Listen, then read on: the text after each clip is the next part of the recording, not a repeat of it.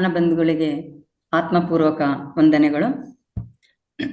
ಇದನ್ನು 5/9/2025 ನಮ್ಮ ಮಂಡಲ ಕಾರ್ಯಕ್ರಮದ 41 ದಿನದ ಮಂಡಲದ 10ನೇ ದಿನ.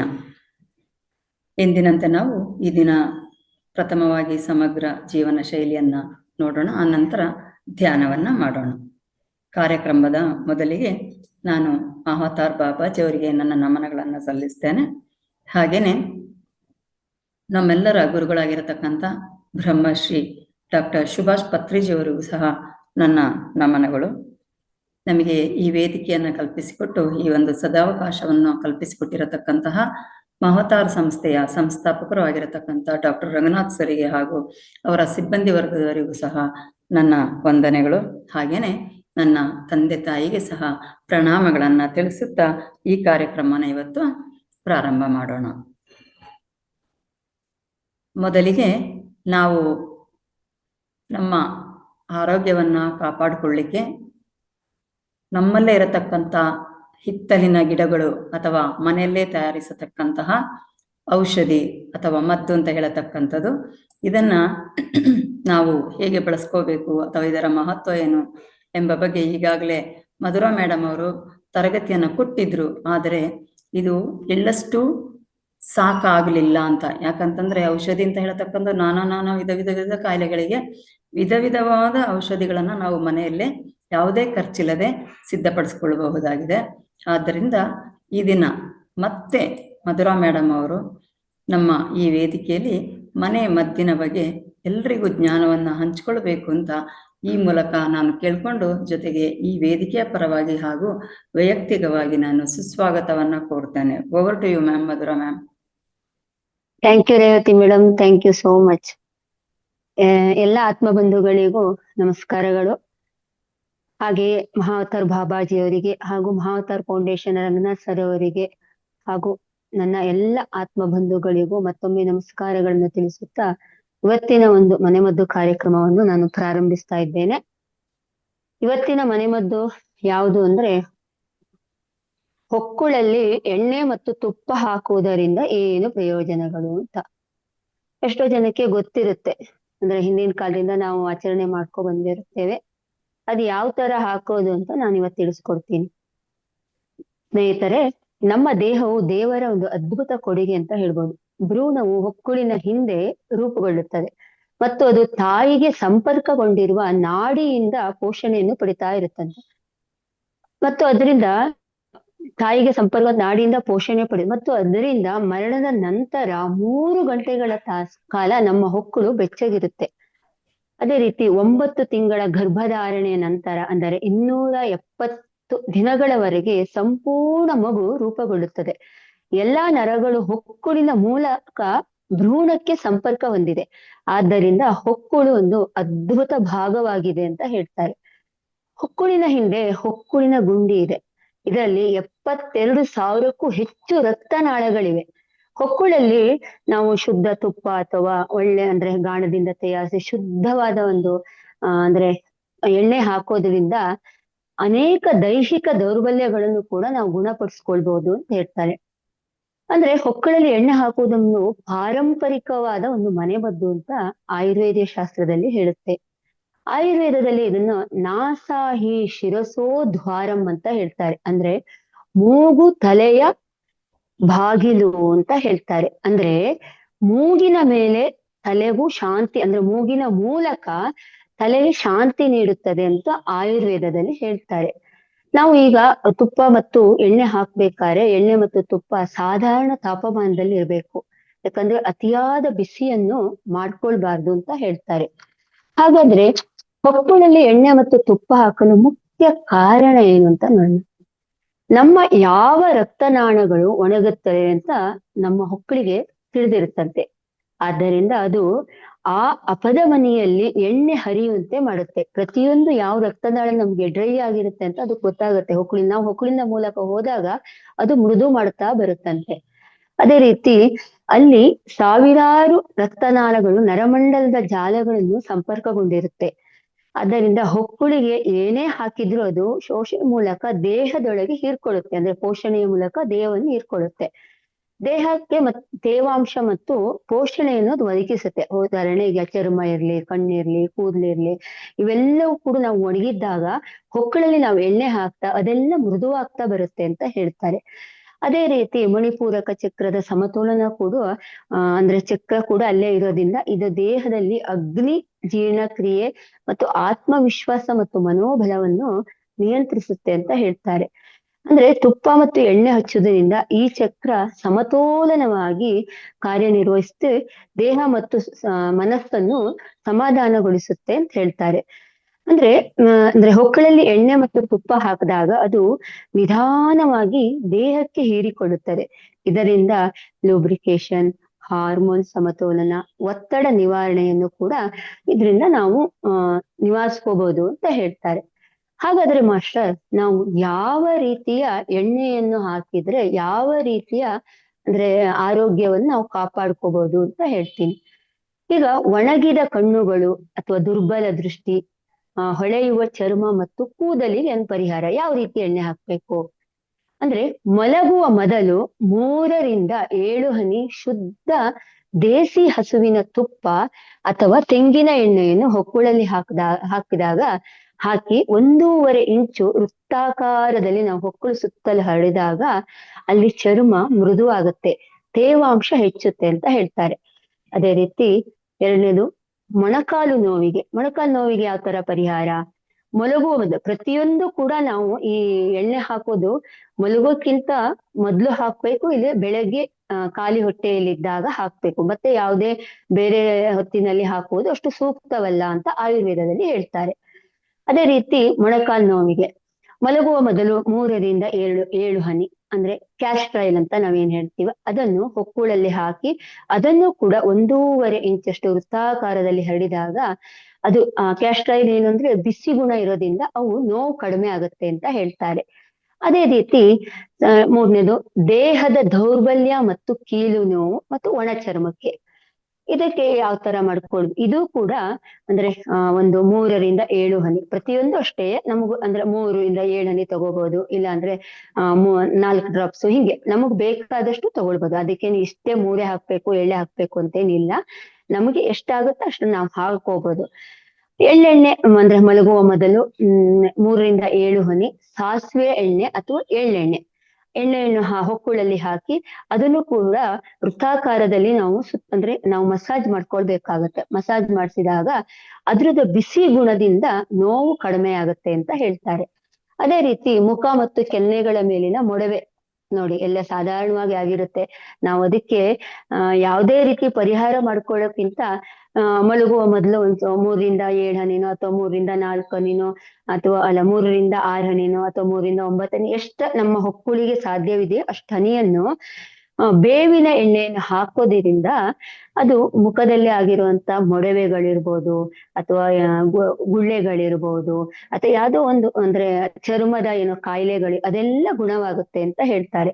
ಈಗ ಸಾಧಾರಣವಾಗಿ ನೋಡಿ ಮಗುವಿಗೆ ಅಂದ್ರೆ ಹಿಂದಿನವರು ಮಗುವಿಗೆ ಹೊಟ್ಟೆ ನೋವು ಬಂದಾಗ ಇಮ್ಮಿಡಿಯೇಟ್ ಏನಂದ್ರೆ ಅವ್ರು ಏನ್ ಪರಿಹಾರ ಮಾಡ್ತಾರೆ ಅಂದ್ರೆ ಅವರು ಇಮ್ಮಿಡಿಯೇಟ್ ತುಪ್ಪ ಹಾಕ್ತಾರೆ. ಅದೇ ದೇಸಿ ಹಸುವಿನ ತುಪ್ಪ ಅಂದ್ರೆ ತುಪ್ಪ ಎಷ್ಟು ಹಳೇದಾಗಿರುತ್ತೆ ಅಷ್ಟು ಒಳ್ಳೇದು ಅಂತ ಹೇಳ್ತಾರೆ. ಅದಷ್ಟು ಔಷಧಿಯ ಗುಣ ಇದೆ ಅಂತ ಹೇಳ್ತಾರೆ ಆಯುರ್ವೇದದಲ್ಲಿ. ಅದಕ್ಕೆ ಹಳೆಯ ತುಪ್ಪ ಅಂದ್ರೆ ದೇಸಿ ಹಸುವಿನ ತುಪ್ಪ ಇರುತ್ತಲ್ಲ ಅದನ್ನ ಹೊಕ್ಕುಳಲ್ಲಿ ಹಾಕಿ ಸ್ವಲ್ಪ ಹೊತ್ತು ಇಟ್ಟಾಗ ಮಗುವಿಗೆ ಬಂದಿರೋಂತ ಹೊಟ್ಟೆ ನೋವು ಇರ್ಬೋದು ಅಥವಾ ಹೊಟ್ಟೆ ಉಬ್ಬರ ಇರ್ಬೋದು ಅದೆಲ್ಲ ಇಮ್ಮಿಡಿಯೇಟ್ ಕಡಿಮೆ ಆಗುತ್ತೆ. ಅದಕ್ಕೋಸ್ಕರ ನಾವು ಅಂದ್ರೆ ಹೊಕ್ಕುಳಲ್ಲಿ ಎಣ್ಣೆ ಹಾಕಿದಾಗ ಈ ತರ ಎಲ್ಲ ಪರಿಹಾರ ಆಗುತ್ತೆ.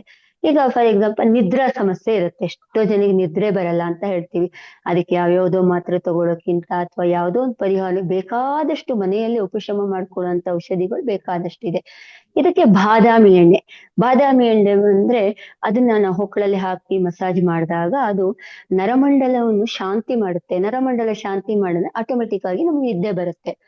ಅದೇ ರೀತಿ ಮೂಗು ಮತ್ತೆ ತುಟಿ ಒಣಗಿದಾಗ ಅಂದ್ರೆ ಡ್ರೈ ಆಗಿರುತ್ತೆ ನೋಡಿ, ಆಗ ಏನ್ ಮಾಡುದು ತೆಂಗಿನ ಎಣ್ಣೆಯನ್ನ ಹಚ್ಚೋದ್ರಿಂದ ತೆಂಗಿನೆಣ್ಣೆ ತೇವಾಂಶ ಅಂದ್ರೆ ಆ ತೆಂಗಿನೆಣ್ಣೆ ಹಚ್ಚೋದ್ರಿಂದ ತೇವಾಂಶ ಜಾಸ್ತಿ ಆಗುತ್ತೆ. ಅಂದ್ರೆ ನಮ್ಮ ಹೊಕ್ಕುಳಲ್ಲಿರೋ ನರಗಳಿಗೂ ಮತ್ತು ನಮ್ಮ ಪ್ರತಿಯೊಂದು ಭಾಗಗಳಿಗೂ ಅದು ಸಂಪರ್ಕ ಇರುತ್ತಲ್ಲ, ಅಲ್ಲಿ ನಾವು ಹಾಕಿದಾಗ ಅದು ಆ ಭಾಗಕ್ಕೆ ಹೋಗಿ ಅದು ತೇವಾಂಶವನ್ನು ಕೊಡುತ್ತೆ. ಆಗ ಅದು ಒಣಗಿರೋ ಒಂದು ಚರ್ಮ ಮತ್ತೆ ಆಕ್ಟಿವೇಟ್ ಆಗುತ್ತೆ, ಅಂದ್ರೆ ತೇವಾಂಶ ಬರುತ್ತೆ ಅಲ್ಲಿ, ಅಂದ್ರೆ ಚೆನ್ನಾಗಿ ಮೃದುತ್ವ ಬರುತ್ತೆ ಅಂತ ಹೇಳ್ತಾರೆ. ಅದೇ ರೀತಿ ಮಕ್ಕಳ ಹೊಕ್ಕುಳಲ್ಲಿ ಎಣ್ಣೆ ಹಾಕೋದು, ಈ ಹೊಟ್ಟೆ ನೋವಿಗೆ ಹಾಕೋದು ಬೇರೆ, ಮಕ್ಕಳಲ್ಲಿ ನೋಡಿ ಮಸಾಜ್ ಮಾಡಿ ಪ್ರತಿ ಸರಿನೂ ಕೈ ಕಾಲೆಲ್ಲ ಮಸಾಜ್ ಮಾಡಿದಾಗ ಮಕ್ಕಳಿಗೆ ಹೊಕ್ಕಳಿಗೆ ಎಣ್ಣೆ ಹಾಕ್ತಾರೆ ಪ್ರತಿ ಸರಿ ಚಿಕ್ಕ ಮಕ್ಕಳಿಗೆ. ಅದೇನಕ್ಕೆ ಆರೋಗ್ಯದ ದೃಷ್ಟಿಯಿಂದ ಮತ್ತು ಮಕ್ಕಳಲ್ಲಿ ಬಲ ಬರಲಿ ಅಂತ, ಶಕ್ತಿಯುತವಾಗ್ಲಿ ಬೆಳೀಲಿ ಅಂತ ನಾವು ಎಣ್ಣೆಯನ್ನು ಹಾಕ್ತೇವೆ. ಅದೇ ರೀತಿ ಪ್ರತಿಯೊಂದು ಒಂದೊಂದು ಭಾಗಕ್ಕೂ ಕೂಡ ಅದು ಎಣ್ಣೆಯನ್ನು ನಾವು ಹಾಕೋದ್ರಿಂದ ಆ ಭಾಗಕ್ಕೆ ಅದು ಪರಿಹಾರ ಮಾಡ್ತಾ ಬರುತ್ತೆ. ಅದೇ ರೀತಿ ನಾವೀಗ ಇದನ್ನ ಯಾವ ಸಮಯದಲ್ಲಿ ಹಾಕ್ಬೇಕು ಈ ಎಣ್ಣೆಗಳನ್ನೆಲ್ಲ, ಹೆಚ್ಚಾಗಿ ರಾತ್ರಿ ಮಲಗುವ ಮೊದಲು, ಅಂದ್ರೆ ದೇಹ ವಿಶ್ರಾಂತ ಸ್ಥಿತಿಯಲ್ಲಿರುತ್ತೆ, ನಾವು ಹಾಕಿದಾಗ ಅದು ಚೆನ್ನಾಗಿ ಹೀರ್ಕೊಳ್ಳುತ್ತೆ ಅಂತ ಹೇಳ್ತಾರೆ. ಅದೇ ರೀತಿ ಬೆಳಗ್ಗೆ ಖಾಲಿ ಹೊಟ್ಟೆಯಲ್ಲಿ ಹಾಕ್ಬೇಕು, ಅಂದ್ರೆ ಜೀರ್ಣಕ್ರಿಯೆ ಚರ್ಮದ ಮೃದುತ್ವ ಎಲ್ಲ ಆ ಟೈಮ್, ಅಂದ್ರೆ ಹೊಟ್ಟೆ ಖಾಲಿ ಇರುತ್ತಲ್ಲ ಆ ಟೈಮಲ್ಲಿ ಹಾಕಿದ್ರಾಗೆ ಬೇಗ ಕೆಲಸ ಆಗುತ್ತೆ ಅಂತ ಹೇಳ್ತಾರೆ. ಬೇರೆ ಸಮಯದಲ್ಲಿ ಹಾಕ್ಬಾರ್ದು ಅಂತಿಲ್ಲ, ಆದ್ರೆ ಅಂದ್ರೆ ಅದ್ರದ್ದ ಒಂದು ಪರಿಣಾಮ ಸ್ವಲ್ಪ ಕಡಿಮೆ ಇರುತ್ತೆ, ಇದ್ರ ಪರಿಣಾಮ ಜಾಸ್ತಿ ಇರುತ್ತೆ ಅಂತ ಹೇಳ್ತಾರೆ. ಹಾಗಾದ್ರೆ ಎಷ್ಟು ದಿನ ಹಾಕ್ಬೇಕು ಅಂತ ಬರುತ್ತೆ.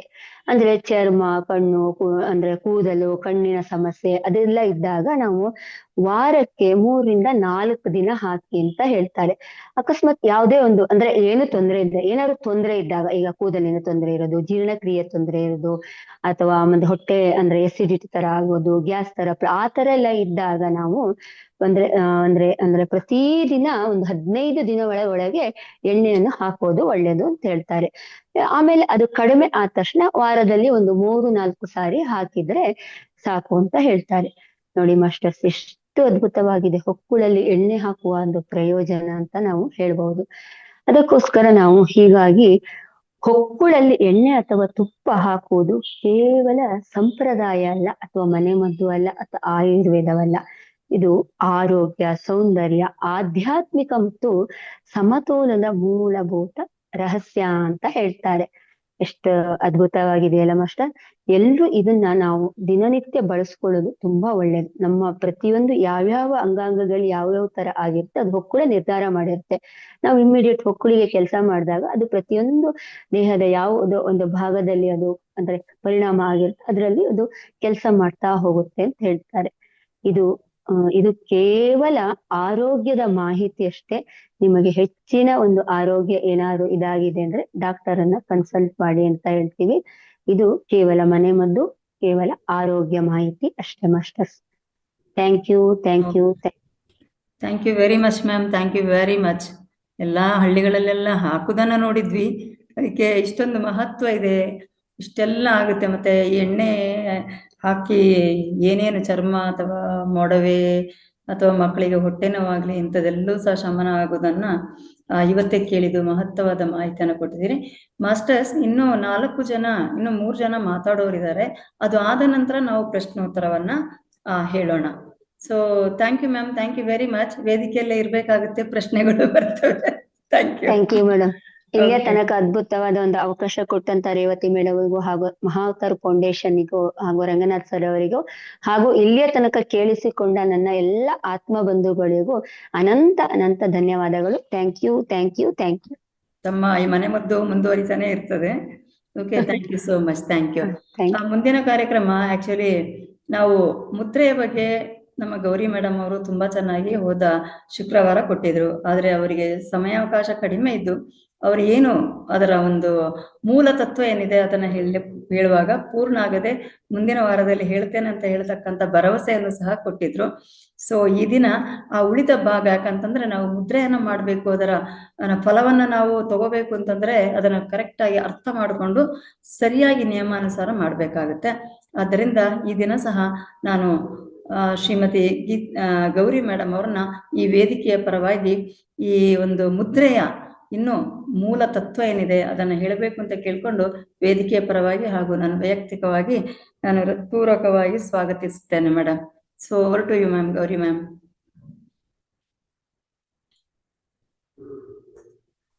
ಎಸ್, ಮಾತಾಡಿ ಮ್ಯಾಮ್. ಕೇಳ್ತಾ ಇಲ್ವಲ್ಲ? ಕೇಳಿಸ್ತಿದೆ. ಕೇಳ್ತಾ ಇದೆಯಾ? ಓಕೆ ಗೌರಿ ಮ್ಯಾಮ್ ಅವರು ಮೈಕ್ ಆನ್ ಮಾಡ್ಕೊಂಡಿಲ್ಲ ಮೇಡಮ್. ಮೇಡಮ್, ಮೈಕ್ ಆನ್ ಮಾಡ್ಕೊಳ್ಳಿ. Yes, madam. ಎಸ್ ನಮಸ್ತೆ ಎಸ್. madam. ನಮಸ್ತೆ. ನನ್ನ ಮೊದಲಿಗೆ ಪತ್ರಿಜಿ ಗುರುಗಳಿಗೆ, ರಂಗನಾಥ್ ಗುರುಗಳಿಗೆ, ರೇವತಿ ಮೇಡಮ್ಗೆ ಮತ್ತು ತಮ್ಮೆಲ್ಲರಿಗೂ ನಮಸ್ಕರಿಸ್ತಾ ಇವತ್ತಿನ ಜ್ಞಾನ ಹಂಚಿಕೆನ ಪ್ರಾರಂಭ ಮಾಡ್ತೀನಿ. ಮಾಸ್ಟರ್ಸ್, ನಾನು ಕಳೆದ ಶುಕ್ರವಾರ ಮುದ್ರೆಗಳ ಒಂದು ಪ್ರಾಥಮಿಕ ಜ್ಞಾನ ಏನಿದೆ, ಪ್ರಾಥಮಿಕ ತತ್ವಗಳೇನಿದೆ ಅದನ್ನ ಕೊಟ್ಟಿದ್ದೀನಿ. ಅದರಲ್ಲಿ ಒಂದು ತುಂಬಾ ಮೂಲಭೂತವಾದ ಕೆಲವು ಅಂಶಗಳನ್ನು ಬಿಟ್ಟಿದ್ದೀನಿ, ನಾನು ಹೇಳಿಲ್ಲ ಅದನ್ನ. ಬಟ್ ಪ್ರತಿಯೊಬ್ಬ ಯಾರು ಮುದ್ರೆನ ಮಾಡ್ತೀವಿ ಅವರು ಆ ವಿಷಯವನ್ನ ತಿಳ್ಕೊಳ್ಳೇಬೇಕಾದಂತ ಅಂಶಗಳು ಅದಾಗಿದ್ರಿಂದ ನಾನು ಈ ದಿನ ಮುಂದುವರಿಸ್ಬಿಟ್ಟು ಆ ಅಂಶಗಳನ್ನ ಈ ವೇದಿಕೆಯಲ್ಲಿ ತಿಳಿಸುವಂತ ಪ್ರಯತ್ನವನ್ನ ಮಾಡ್ತಾ ಇದ್ದೀನಿ. ಈಗ ಕಳೆದ ವಾರ ನಾನು ಏನೆಲ್ಲ ಮಾಡಿದೆ ಅಂತ ಹೇಳಿದ್ರೆ, ಮುದ್ರಾ ವಿಜ್ಞಾನದ ಬಗ್ಗೆ ಹೇಳಿದೆ, ಅದರ ಪ್ರಾಚೀನತೆ ಎಲ್ಲಿಂದ ಅದು ಪ್ರಾರಂಭ ಆಗಿದೆ ಅನ್ನೋದನ್ನ ಹೇಳಿದೆ, ಮತ್ತೆ ಪಂಚಭೂತ ತತ್ವಗಳು ಯಾವುದು ಅಂತ ಹೇಳಿದೆ, ಮತ್ತೆ ನಮ್ಮ ದೇಹದಲ್ಲಿ ಆ ಪಂಚಭೂತ ತತ್ವಗಳು ಹೇಗೆ ಕಾರ್ಯನಿರ್ವಹಿಸ್ತವೆ, ಬ್ಯಾಲೆನ್ಸ್ ಎಲ್ದಿದ್ರೆ ಏನೇನು ಆರ್ಗನ್ಸ್ ಮೇಲೆ ಅದು ಪರಿಣಾಮ ಬೀರ್ತದೆ ಅಂತಾನು ಕೂಡ ಹೇಳಿದೆ. ಹಾಗೇನೆ ಮುದ್ರೆಯ ವೈಶಿಷ್ಟ್ಯತೆ ಅದನ್ನೆಲ್ಲವನ್ನ ನಾನು ಕಳೆದ ವಾರ ಹೇಳಿದ್ದೀನಿ. ಈಗ ಮುಂದುವರೆದ ಭಾಗವಾಗಿ ನಾನು ಈ ದಿನ ಏನ್ ಹೇಳ್ತಾ ಇದ್ದೀನಿ ಅಂದ್ರೆ, ಈಗ ಮುದ್ರೆಯ ವಿಧಗಳೇನು ಅಂತ ಹೇಳ್ಬಿಟ್ಟು ಫಸ್ಟ್ ಪರಿಚಯ ಮಾಡ್ಕೊಡ್ತೀನಿ ಮಾಸ್ಟರ್ಸ್. ನಾನು ಈಗ ಮುದ್ರೆಯಲ್ಲಿ ಯಾವ್ಯಾವ ತರ ಮುದ್ರೆಗಳು, ಯಾವ್ಯಾವ ಸಮಯದಲ್ಲಿ ಮುದ್ರೆಗಳನ್ನ ನಾವು ಮಾಡ್ತೀವಿ ಅಂತ ಹೇಳುವಾಗ ಭಕ್ತಿ ಪ್ರಧಾನ ಮುದ್ರೆಗಳಿರ್ತವೆ. ಅಂದ್ರೆ ನಾವು ಪೂಜೆ ಆರಾಧನೆಗಳನ್ನ ಮಾಡುವಾಗ ಕೂಡ ನಾವು ಮುದ್ರೆಗಳನ್ನ ಮಾಡ್ತೀವಿ. ನೀವು ನೋಡಿರ್ಬೋದು, ಪುರೋಹಿತರೆಲ್ಲ ಕೂಡ ಪೂಜೆಯನ್ನ ಮಾಡುವಾಗ ದೇವರಿಗೆ ಅದೆಲ್ಲ ಮುದ್ರೆಯನ್ನ ಮಾಡ್ತಿರ್ತಾರೆ. ಆ ಟೈಪ್ ಮುದ್ರೆಗಳಿದೆ. ಹಾಗೇನೆ ಹೋಮ ಹವನಾದಿಗಳನ್ನ ಮಾಡುವಾಗ ಕೂಡ ಕೆಲವು ಮುದ್ರೆಗಳನ್ನ ಮಾಡ್ತಾರೆ. ಹಾಗೆ ನಾಟ್ಯಗಳು, ಭರತನಾಟ್ಯವನ್ನ ಮಾಡುವಾಗ ಕೂಡ ಕೆಲವು ಮುದ್ರೆಗಳನ್ನ ಮಾಡ್ತಾರೆ. ನೀವು ನೋಡಿರ್ಬೋದು, ಮುದ್ರೆಗಳನ್ನೆಲ್ಲ ಭರತನಾಟ್ಯದಲ್ಲಿ ಬಳಸ್ಕೋತಾರೆ. ಹಾಗೇನೆ ಇನ್ನು ಬಹುಪಾಲು ಎಷ್ಟೊಂದು ವೆರೈಟಿಯಾದ ಮುದ್ರೆಗಳಿದೆ. ಬಟ್ ನಾನು ಅದನ್ನ ಡೀಟೇಲ್ ಆಗಿ ಹೇಳ್ತಾ ಹೋಗೋದಿಲ್ಲ, ಅದು ಬೇಕಾಗಿಲ್ಲ ನಮ್ಗೆ ಅಂತ ಹೇಳ್ಬಿಟ್ಟು. ಬಹಳ ಮುಖ್ಯವಾಗಿ ನಾವು ಚಿಕಿತ್ಸೆಯ ಮುದ್ರೆಗಳು ಏನ್ ಬಳಸ್ತೀವಿ, ಆ ಚಿಕಿತ್ಸೆಯ ಮುದ್ರೆಗಳು ನಮ್ಗೆ ದಿನನಿತ್ಯ ಬಳಕೆಗೆ ಬೇಕಾಗಿರೋದ್ರಿಂದ ಆ ಚಿಕಿತ್ಸೆಯ ಮುದ್ರೆಗಳ ಬಗ್ಗೆ ಮತ್ತೆ ಅವು ಹೇಗೆ ವರ್ಕ್ ಆಗ್ತವೆ, ಅದನ್ನ ಯಾವ್ಯಾವ ರೀತಿ ನಾವು ಮಾಡ್ಕೋಬೇಕು, ಮತ್ತೆ ಏನೇನ್ ಪ್ರಿಕಾಷನ್ ತಗೋಬೇಕು ಅವುಗಳನ್ನ ಮಾಡುವಾಗ ಅಂತ ಅನ್ನೋದನ್ನ ಮಾತ್ರ ಹೇಳೋದಿಕ್ಕೆ ಈಗ ನಾನು ಹೊರಟಿದ್ದೀನಿ. ಮತ್ತೆ ಅದ್ರ ಬಗ್ಗೆ ಆ ವಿಷಯ ಹೇಳೋದಿಕ್ಕೆ ನಾನು ಒತ್ತು ಕೊಡ್ತೀನಿ ಮಾಸ್ಟರ್ಸ್. ಈಗ ಒಂದು ಮುದ್ರೆ, ಈಗ ಮುದ್ರೆಯ ಸಂರಚನೆ ಅಂದ್ರೆ ಒಂದು ಮುದ್ರೆಯನ್ನ ರಚನೆ ಮಾಡಿದ್ರೆ ಅದು ಯಾವ್ಯಾವ ತರ ವರ್ಕ್ ಆಗುತ್ತೆ ಅಂತ ಹೇಳ್ಬಿಟ್ಟು, ಈಗ ಕಳೆದ ವಾರ ನಾನು ಹೇಳಿದ್ದೆ ಏನಂತ ಹೇಳಿದ್ರೆ, ಪಂಚಭೂತಗಳ ಸಮತೋಲನವೇ ನಮ್ಮ ಆರೋಗ್ಯ ಅಂತ ಹೇಳ್ಬಿಟ್ಟು. ಈ ಮುದ್ರಾ ವಿಜ್ಞಾನದಲ್ಲಿ ನಾವು ಪಂಚಭೂತಗಳನ್ನ ಸಮತೋಲನಕ್ಕೆ ತಂದ್ಕೊಳ್ಳೋದ್ರ ಮೂಲಕ ಆರೋಗ್ಯವನ್ನ ಕಾಪಾಡ್ಕೊಳ್ತೀವಿ. ನಾನು ಹೇಳಿದ್ದೀನಿ, ಹೆಬ್ಬೆರಳು ಅಗ್ನಿ ತತ್ವ, ತೋರು ಬೆರಳು ವಾಯು ತತ್ವ, ಮಧ್ಯದ ಬೆರಳು ಆಕಾಶ ತತ್ವ, ಮತ್ತೆ ಉಂಗುರದ ಬೆರಳು ಭೂತತ್ವ, ಮತ್ತೆ ಈ ಕಿರುಬೆರಳು ಜಲತತ್ವ ಅಂತ ಹೇಳಿದ್ದೀನಿ. ಮಾಸ್ಟರ್ಸ್, ಇಲ್ಲಿ 3 ರೀತಿಯ ತತ್ವಗಳು ವೇರಿಯೇಷನ್ಸ್ ನಾವು ಗಮನಿಸಬಹುದು. ಮೊದಲನೇದು ಏನಂತ ಹೇಳಿದ್ರೆ, ಈಗ ನಾವು ಯಾವುದೇ ಈ 5 ತತ್ವಗಳೇನಿದೆ ಆ 5 ತತ್ವಗಳನ್ನ ತತ್ವಗಳು ಹೆಚ್ಚಾದ್ರೂ ಕೂಡ ನಮ್ಮ ದೇಹಕ್ಕೆ ಕಾಯಿಲೆ ಸ್ಥಿತಿ ಬರ್ತದೆ. ಈ 5 ತತ್ವಗಳು ಕಡಿಮೆ ಆದ್ರೆ ಅದು ಕೂಡ ರೋಗದ ಸ್ಥಿತಿಯಲ್ಲಿ ನಮ್ಮ ದೇಹ ಬಳಲಬೇಕಾಗುತ್ತೆ. ಅದು ಸಮತೋಲನದಲ್ಲಿ ಆ ತತ್ವಗಳು ಇರ್ಬೇಕಾಗುತ್ತೆ. ನಾವು ನಮ್ಮ ಮುದ್ರಾ ವಿಜ್ಞಾನದ ಮೂಲಕ ಈ ತತ್ವಗಳನ್ನ ಕಡಿಮೆನೂ ಮಾಡ್ಬೋದು, ಹೆಚ್ಚು ಮಾಡ್ಬೋದು, ಮತ್ತೆ ಸಮತೋಲನದಲ್ಲಿ ಇಡ್ಬಹುದು.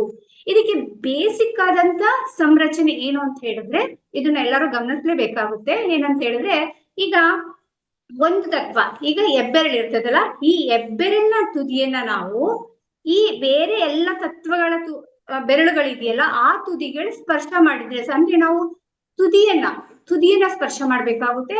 ಈ ಸ್ಪರ್ಶ ಮಾಡಿದಾಗ ಆಯಾ ತತ್ವಗಳು ಸಮತೋಲನಕ್ಕೆ ಬರುತ್ತೆ. ಈಗ ನೋಡಿ, ನಾನು ಇಲ್ಲಿ ಸ್ಪರ್ಶ ಮಾಡಿದ್ದೀನಿ, ಇಲ್ಲಿ ನಾನು ತೋರು ಬೆರಳು ಮತ್ತೆ ಹೆಬ್ಬೆರಳನ್ನ ಸ್ಪರ್ಶ ಮಾಡಿದ್ದೀನಿ.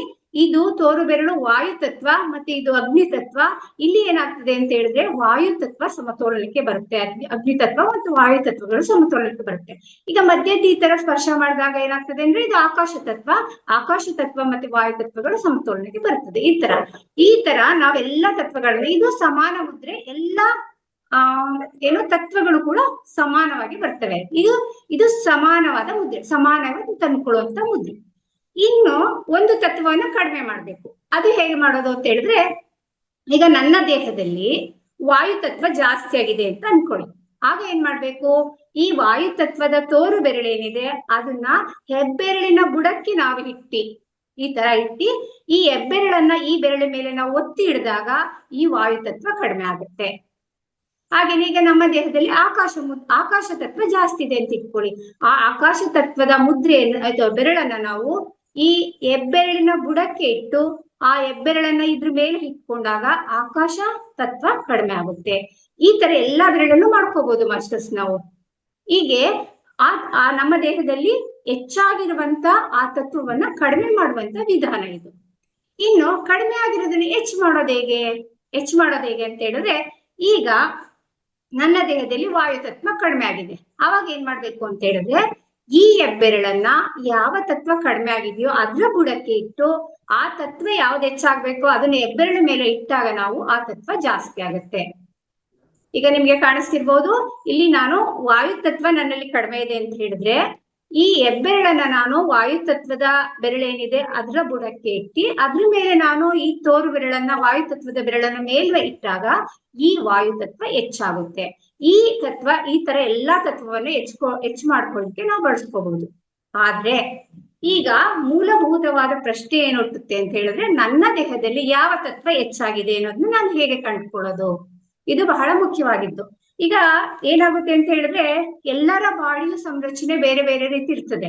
ಈಗ ವಾಯು ತತ್ವ ಪ್ರಕೃತಿಯವರು ಇರ್ತಾರೆ, ಪಿತ್ತ ತತ್ವ ಪ್ರಕೃತಿಯವರು ಇರ್ತಾರೆ, ಮತ್ತೆ ಕಫ ತತ್ವದ ಪ್ರಕೃತಿಯವರು ಇರ್ತಾರೆ. ಈ 3 ವೆರೈಟಿಯ ದೇಹಗಳೇ ಮನುಷ್ಯರಿಗೆಲ್ಲರಿಗೂ ಇರುವಂತದ್ದು. ಇಲ್ಲಿ ಏನಾಗುತ್ತೆ ಅಂತ ಹೇಳಿದ್ರೆ, ವಾಯು ತತ್ವ ಪ್ರಕೃತಿ ಯಾರು ವಾಯು ತತ್ವದ ದೇಹ ಪ್ರಕೃತಿ ಇರ್ತದೋ ಅವರಲ್ಲಿ ವಾಯು ತತ್ವ ಮತ್ತು ಆಕಾಶ ತತ್ವಗಳು ಪ್ರಬಲವಾಗಿ ಕಾರ್ಯನಿರ್ವಹಿಸ್ತಿರ್ತವೆ. ಅವೆರಡರಲ್ಲಿ ಹೆಚ್ಚು ಅಸಮತೋಲನಗಳು ಉಂಟಾಗ್ತಾ ಇರ್ತದೆ.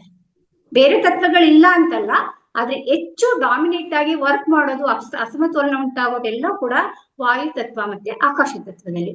ಇನ್ನು ಪಿತ್ತ ಪ್ರಕೃತಿಯರಲ್ಲಿ ಯಾವ್ದು ಡಾಮಿನೇಟ್ ಆಗಿರ್ತದೆ ಅಂತ ಹೇಳಿದ್ರೆ ಅಗ್ನಿ ತತ್ವ ಮತ್ತು ಜಲತತ್ವ, ಇವುಗಳ ಇಂಬ್ಯಾಲೆನ್ಸ್ ಹೆಚ್ಚಾಗ್ತಾ ಇರ್ತದೆ. ಹಾಗೇನೆ ಕಫ ಪ್ರವೃತ್ತಿಯಲ್ಲಿ ಭೂತತ್ವ ಮತ್ತು ಜಲತತ್ವದ ಇಂಬ್ಯಾಲೆನ್ಸ್ ಉಂಟಾಗ್ತಾ ಇರ್ತದೆ. ಇದು ಕಡೆ ಕಾನ್ಸಂಟ್ರೇಟ್ ಮಾಡ್ಬೇಕಾಗುತ್ತೆ. ಈಗ ಮಾಸ್ಟರ್ಸ್, ಹಾಗಾದ್ರೆ ವಾಯು ತತ್ವ ಪ್ರಕೃತಿ ಗುರ್ಸೋದೆಂಗೆ, ಪಿತ್ತ ಪ್ರಕೃತಿ ಗುರ್ಸೋದೆಂಗೆ ಅಂತ ಹೇಳಲಿಕ್ಕೆ ಆಗೋದಿಲ್ಲ. ಯಾಕೆಂದ್ರೆ ಅದೊಂದು ದೊಡ್ಡ ಸಬ್ಜೆಕ್ಟ್. ಅದಕ್ಕೆ ನನಗೆ 1 ಗಂಟೆ ಟೈಮ್ ಕೊಟ್ರು ಅದು ಹೇಳ್ತಾ ಹೋಗ್ಬೋದು. ಅಷ್ಟು ದೊಡ್ಡ ಸಬ್ಜೆಕ್ಟ್ ಆಗಿರೋದ್ರಿಂದ ಅದಕ್ಕೆ ನಾನು ಕೈ ಹಾಕ್ತಾ ಇಲ್ಲ, ಬರೀ ಒಂದು ಪ್ರಿಲಿಮಿನರಿ ಆಗಿ ಕೊಡ್ತಾ ಹೋಗ್ತೀನಿ.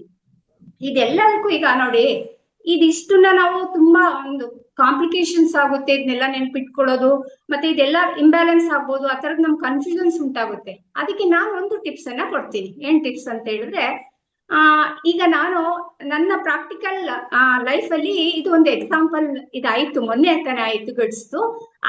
ಅದನ್ನ ಎಕ್ಸಾಂಪಲ್ ಕೊಡೋದ್ರ ಮೂಲಕ ನಾವು ಈ ಮುದ್ರೆಯ ವಿಜ್ಞಾನವನ್ನ ನಮ್ಮ ಲೈಫ್ ಅಲ್ಲಿ ಹೇಗೆ ಅಳವಡಿಸ್ಕೋಬೇಕು ಅನ್ನೋದನ್ನ ನಿಮ್ಗೆ ಅರ್ಥ ಮಾಡಿಸೋ ಪ್ರಯತ್ನ ಮಾಡ್ತೀನಿ. ಈಗ ನನ್ನ ಅಕ್ಕನ ಮಗಳು ಒಬ್ಳಿದಾಳೆ, ಅವಳಿಗೆ ಯಾವಾಗ್ಲೂ ಕೂಡ ಕಾನ್ಸ್ಟಿಪೇಷನ್ ಆಗ್ತಾ ಇತ್ತು, ಅವಳಿಗೆ ಮಲಬದ್ಧತೆ ಆಗ್ತಾ ಇತ್ತು. ಸೊ ಅವಳು ಏನ್ ಮಾಡಿದ್ಲು ಅಂತ ಹೇಳಿದ್ರೆ, ಈ ಮಧ್ಯದ 2 ಬೆರಳಿದೆಯಲ್ಲ, ಈ ಬೆರಳನ್ನ ಈ ತರ ಮಡ್ಚ್ಬಿಟ್ಟು ಈ ಬೆರಳನ್ನ ಹೀಗೆ ಹೆಬ್ಬೆರಳನ್ನ ಇಟ್ಬಿಟ್ಟು ಈ ವಾಯು ತತ್ವ ಮತ್ತು ಜಲತತ್ವದ ಬೆರಳನ್ನ ಈ ತರ ಮೂವ್ ಮಾಡೋದು. ಈ ತರ ಮಾಡ್ತಾ ಇದ್ಲು. ಮಾಡಾದ್ಮೇಲೆ ಅವಳಿಗೆ ಎಷ್ಟು ಚೆನ್ನಾಗಾಯ್ತು ಅಂತ ಹೇಳಿದ್ರೆ, ತುಂಬಾ ರಿಲೀಫ್ ಆಯ್ತು ಅವಳಿಗೆ. ಮತ್ತೆ ಅವಳು ಎಲ್ಲಾರ್ಗು ಹೇಳಕ್ ಶುರು ಮಾಡಿದ್ಲು, ಅಯ್ಯೋ ನನ್ಗೆ ಇಷ್ಟು ಸಮಸ್ಯೆ ಬಗ್ಗೆ ಇರುತ್ತು, ಮತ್ತೆ ಅವಳ ಸ್ಕಿನ್ ಪ್ರಾಬ್ಲಮ್ಸ್ ಎಲ್ಲ ಇತ್ತು, ಅದೆಲ್ಲವೂ ಪ್ರಾಬ್ಲಮ್ಸ್ ಸಾಲ್ವ್ ಆಗ್ಲಿಕ್ಕೆ ಶುರು ಆಯ್ತು. ಅವಳು ನನಗೆ ಹೇಳಿದ್ಲು, ಈ ತರ ನನ್ಗೆ ಸಾಲ್ವ್ ಆಯ್ತು ಅಂತೆಲ್ಲ ನನಗೆ ಹೇಳಿದ್ಲು. ನಾನು ಯಾಕೆಂದ್ರೆ ಅವಳಿಗೆ ಹೇಳ್ತಿರ್ತೀನಿ, ಇದ್ ಮಾಡೋ ಅಂತ ಹೇಳುವಾಗ ಅವಳು ನನಗೆ ಹೇಳಿದ್ಲು, ನೋಡು ನಾನು ಇದ್ ಮಾಡಿದೀನಿ, ಇದಾಯ್ತು ಅಂತ ಹೇಳ್ಬಿಟ್ಟು. ನನ್ಗೆ ಏನೋ ಪ್ರಾಬ್ಲಮ್ ಇರ್ಲಿಲ್ಲ. ಸೊ ನೋಡೋಣ, ಟ್ರೈ ಮಾಡೋಣ ಅಂತ ಹೇಳ್ಬಿಟ್ಟು ನಾನ್ ಮಾಡಕ್ ಶುರು ಮಾಡಿದೆ. ಶುರು ಮಾಡಿದ್ಮೇಲೆ ನನಗೆ ಮಲಬದ್ಧತೆ ಶುರು ಆಗೋಯ್ತು. ಏನ್ ಪ್ರಾಬ್ಲಮ್ ಇರ್ಲಿಲ್ವಾ, ಶುರು ಆಗೋಯ್ತು ನನಗೆ. ಯಾಕೆ ಆತರ ಆಗುತ್ತೆ ಅಂತ ಹೇಳಿದ್ರೆ, ಈಗ ನನ್ನ ಅಕ್ಕನ ಮಗಳಿಗಿದ್ದು ಡೈಜೆಷನ್ ಇಶ್ಯೂಸ್, ನನಗೂ ಕೂಡ ಡೈಜೆಷನ್ ಪ್ರಾಬ್ಲಮ್ ಇದೆ. ತುಂಬಾ ಅಸಿಡಿಕ್ ಪ್ರಾಬ್ಲಮ್ ನನ್ಗೆ ಇರುತ್ತೆ ಯಾವಾಗ್ಲೂ ಕೂಡ. ನಾನು ಅಸಿಡಿಟಿ ಕಡಿಮೆ ಆಗುತ್ತೆ ಅನ್ಬಿಟ್ಟು ಈ ಮುದ್ರೆ ಮಾಡಿದೆ, ಆದ್ರೆ ಜಾಸ್ತಿ ಆಗ್ಬಿಡ್ತು ನನ್ಗೆ. ಯಾಕೆ ಆತರ ಆಯ್ತು ಅಂತ ಅನ್ನೋದನ್ನ ನಾನು ಗಮನಿಸ್ಕೊಂಡಾಗ ಕಂಡ್ಕೊಂಡಿದ್ದೇನಂತ ಹೇಳುವಾಗ, ಈಗ ನೋಡಿ ಮಾಸ್ಟರ್, ಈಗ ಒಂದು ದೇಹದಲ್ಲಿ ಶುಗರ್ ಬರುತ್ತೆ ಅಂತ ಇಟ್ಕೊಳ್ಳಿ. ಆ ಶುಗರ್ ಬಂದಿದೆ ಅಂತ ಹೇಳುವಾಗ ಅದು ಶುಗರ್ ಲೋ ಆಗಿ ಕಾಯಿಲೆ ಇರ್ಬೋದು, ಹೈ ಆಗಿರೂ ಇರ್ಬೋದು. ಒಬ್ರಿಗೆ BP ಬಂದಿದೆ ಅಂತ ಹೇಳುವಾಗ BP ಕಡಿಮೆ ಆದ್ರೂ ಕಾಯಿಲೆ, BP ಹೆಚ್ಚಾದ್ರೂ ಕಾಯಿಲೆ. ಥೈರಾಯ್ಡ್ ಬಂದಿದೆ ಅನ್ನುವಾಗ ಥೈರಾಯ್ಡ್ ಕಡಿಮೆ ಆಗಿದೆ ಅಂದ್ರೂ ಕಾಯಿಲೆ, ಥೈರಾಯ್ಡ್ ಹೆಚ್ಚಾದ್ರೂ ಕಾಯಿಲೆ. ಸಮತೋಲನದಲ್ಲಿ ಇರ್ಬೇಕು. ಹಾಗೇನೆ ಒಂದು ಡೈಜೆಷನ್ ಇಶ್ಯೂ ಬಂದಿದೆ ಅಂತ ಹೇಳುವಾಗ ಅಲ್ಲಿ ಡೈಜೆಷನ್ ಇಶ್ಯೂಗೆ ಅಗ್ನಿತತ್ವ ಕಾರಣ ಆಗಿರ್ತದೆ. ಅಲ್ಲಿ ಅಗ್ನಿತತ್ವ ಜಾಸ್ತಿ ಆಗಿ ಇಶ್ಯೂ ಆಗಿರ್ಬೋದು, ಅಗ್ನಿತತ್ವ ಕಡಿಮೆ ಆಗಿ ಕೂಡ ಡೈಜೆಷನ್ ಇಶ್ಯೂ ಬಂದಿರ್ಬೋದು. ಇಲ್ಲಿ ಏನಾಯ್ತು ಅಂತ ಹೇಳಿದ್ರೆ ನನ್ನ ಅಕ್ಕನ ಮಗಳಿಗೆ ಅಗ್ನಿತತ್ವ ಕಡಿಮೆ ಆಗಿತ್ತು ಅವಳಿಗೆ. ಸೊ ಹಂಗಾಗಿ ಅವಳಿಗೆ ಹೆಲ್ತ್ ಇಶ್ಯೂಸ್ ಆಗಿತ್ತು, ಅದು ಡೈಜೆಷನ್ ಪ್ರಾಬ್ಲಮ್ ಆಗಿತ್ತು. ನನಗೆ ಅಗ್ನಿತತ್ವ ಹೆಚ್ಚಾಗಿತ್ತು, ಅದಕ್ಕೆ ನನಗೆ ಡೈಜೆಷನ್ ಪ್ರಾಬ್ಲಮ್ ಆಗಿತ್ತು. ಇಲ್ಲಿ ನೋಡಿ, ಅವಳು ಯಾವಾಗ ಅಗ್ನಿತತ್ವ ಕಡಿಮೆ ಇರೋದಕ್ಕೆ ಮುದ್ರೆ ಮಾಡಿದ್ಲು ಅವಳಿಗೆ ಸರಿ ಹೋಯ್ತು. ನನ್ನ ದೇಹದಲ್ಲಿ ಅಗ್ನಿತತ್ವ ಜಾಸ್ತಿ ಇದ್ದಾಗ ಈ ಮುದ್ರೆ ಮಾಡಿದಾಗ ನನಗೆ ಪ್ರಾಬ್ಲಮ್ ಜಾಸ್ತಿ ಆಯ್ತು. ಸೊ ಇದು ವೆರಿ ವೆರಿ ಇಂಪಾರ್ಟೆಂಟ್. ಇದನ್ನ ನಾವು ತಿಳ್ಕೊಂಡೇ ಮುದ್ರೆ ಮಾಡ್ಬೇಕಾಗುತ್ತೆ ಮಾಸ್ಟರ್ಸ್. ಇದು ಪ್ರಾಕ್ಟಿಕಲ್ ಆಗಿ ನನಗೆ ಗೊತ್ತಿರುವಂತದ್ದು. ಮುದ್ರೆಗಳನ್ನು ಮಾಡಿದ್ರೆ ಅಲ್ಲೇ ಡ್ರಾ ಅಲ್ಲೇ ಬಹುಮಾನ ಅಂತ ಹೇಳ್ತಾರಲ್ಲ, ಹಾಗೆ 2-3 ದಿನದಲ್ಲೇ ನಿಮ್ಗೆ ಎಫೆಕ್ಟ್ ಗೊತ್ತಾಗುತ್ತೆ. ಇದು ನಾನು ದಿನ ಮಾಡ್ತೀನಿ, ಇದ್ರಲ್ಲಿ ನನಗೆ ಎಫೆಕ್ಟ್ ಆಗುತ್ತೆ, ಅದನ್ನ ನಾನು ಹೇಳ್ತಾ ಇದ್ದೀನಿ ಮಾಸ್ಟರ್ಸ್. ಅದಕ್ಕೇನೆ ನೀವು ಏನ್ ಮಾಡ್ಬೇಕು ಅಂತ ಹೇಳಿದ್ರೆ, ನೆಕ್ಸ್ಟ್ ಮುದ್ರೆ ಮಾಡುವಂತ ಸಂದರ್ಭದಲ್ಲಿ ನೀವು ಈಗ ಪ್ರತಿಯೊಬ್ರು ಮುದ್ರೆ ಮಾಡುವಾಗ ಕೆಲವು ಮುದ್ರೆನ BP ಇರೋರು ಮಾಡಬಾರ್ದು, ಆ ತರದ್ದೆಲ್ಲ ಕೆಲವು ನಿಯಮಗಳಿದೆ. ಸೊ ಗರ್ಭಿಣಿಯರು ಮಾಡಬಾರ್ದು, ಈ ತರದ್ದು ಏನೇನೋ ನಿಯಮಗಳು ಇರ್ತದೆ. BP ಜಾಸ್ತಿ ಇರೋರು ಮಾಡಬಾರ್ದು ಈ ತರ. ಆದ್ರೆ ಒಂದು ಮುದ್ರೆಯನ್ನ ಪ್ರತಿಯೊಬ್ಬ ಯಾರು ಮಾಸ್ಟರ್ಸ್ ಹೇಳ್ತಾರೆ ಅವಾಗ ಅವ್ರು ಹೇಳ್ತಾರೆ ಅದ್ರ ನಿಯಮಗಳೇನಿದೆ, ಯಾರು ಮಾಡ್ಬೇಕು ಯಾರು ಮಾಡ್ಬಾರ್ದು ಅನ್ನೋದನ್ನ ಹೇಳ್ತಾರೆ.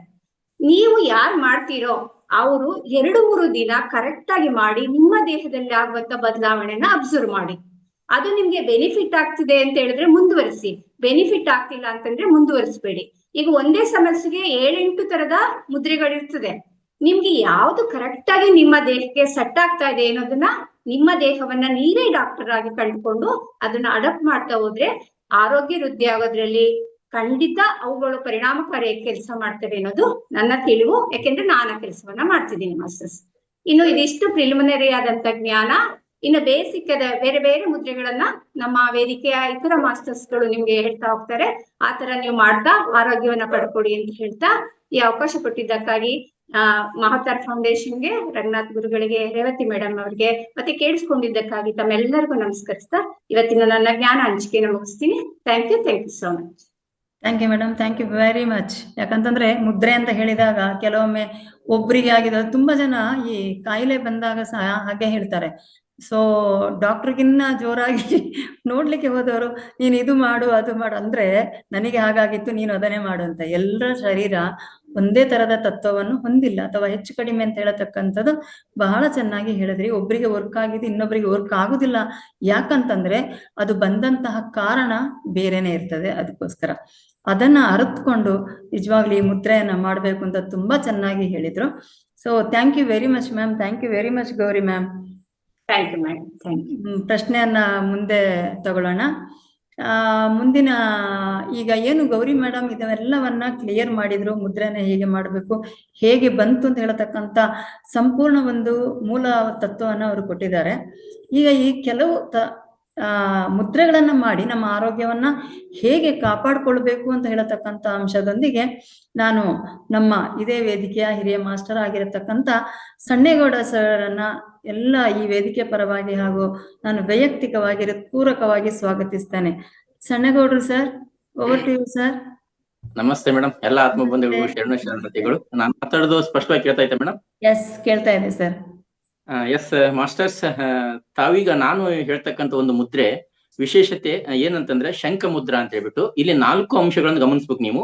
ಈ ಮುದ್ರೆಯನ್ನು ಮಾಡ್ತಕ್ಕಂತ ರೀತಿ ಹೇಗೆ, ಯಾವ ರೀತಿ ನಾವು ಮಾಡ್ಬೇಕು, 2 ಹಸ್ತಗಳನ್ನು ಬಳಸಿ, ಮತ್ತು ಈ ಮುದ್ರೆಯ ವಿಶೇಷತೆ ಏನು, 2ನೇ ಪಾಯಿಂಟ್. 3ನೇ ಪಾಯಿಂಟ್, ಈ ಮುದ್ರೆಯನ್ನು ಎಷ್ಟು ಸಮಯ ಮಾಡ್ಬೇಕು ನಾವು ಪ್ರತಿ ದಿವಸ ಅಂತ ಹೇಳ್ಬಿಟ್ಟು. ಇನ್ನು 4ನೇ ಪಾಯಿಂಟ್ ಬಂದ್ಬಿಟ್ಟು ಇದನ್ನು ಮಾಡೋದ್ರಿಂದ ಆಗ್ತಕ್ಕಂತ ಲಾಭಗಳು ಏನು. ಈ ತರ 4 ಅಂಶಗಳನ್ನ ಗಮನಿಸಿ ಸ್ನೇಹಿತರೆ.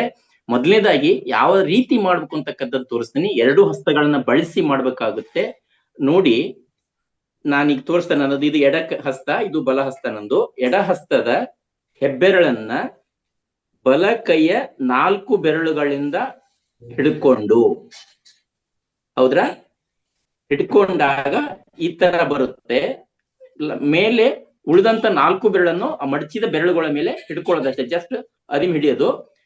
ಎಡ ಕೈಯ ತೋರು ಬೆರಳಿಗೆ ಬಲ ಕೈಯ ಹೆಬ್ಬೆರಳು ಇರುತ್ತಲ್ಲ ಅದನ್ನ ಟಚ್ ಮಾಡೋದಷ್ಟೇ. ಕ್ಲೀನ್ ಆಗಿ ಕಾಣ್ತಾ ಇದ್ರ ನಾನು ತೋರ್ಸೋದು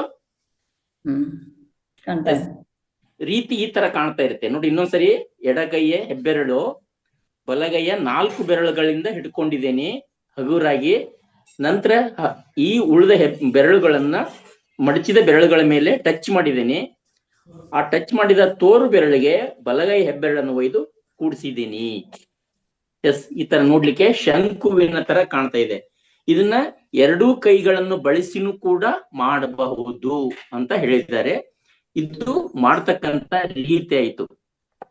ಈ ಮುದ್ರೆಯನ್ನ ಇನ್ನ ವಿಶೇಷತೆ ಏನಂಗಾರೆ ಈ ಮುದ್ರೆ ಮಾಡುದು ಅಂತಂದ ನೋಡಿದಾಗ, ಶಂಖ ಮುದ್ರೆಯಲ್ಲಿ ಹೆಬ್ಬೆರಳುಗಳು ಅಂಗೈನ ಮಧ್ಯಭಾಗವನ್ನು ಮತ್ತು ಹೆಬ್ಬೆರಳಿನ ಮೇಲೆ ಮಡಚಿದ 3 ಬೆರಳುಗಳು ಕೈಗಳ ಶುಕ್ರ ಗ್ರಂಥಿಯನ್ನು ಹೆಬ್ಬೆರಳಿನ ಮೂಲವನ್ನು ಅಮುಕುತ್ತಿರುತ್ತವೆ.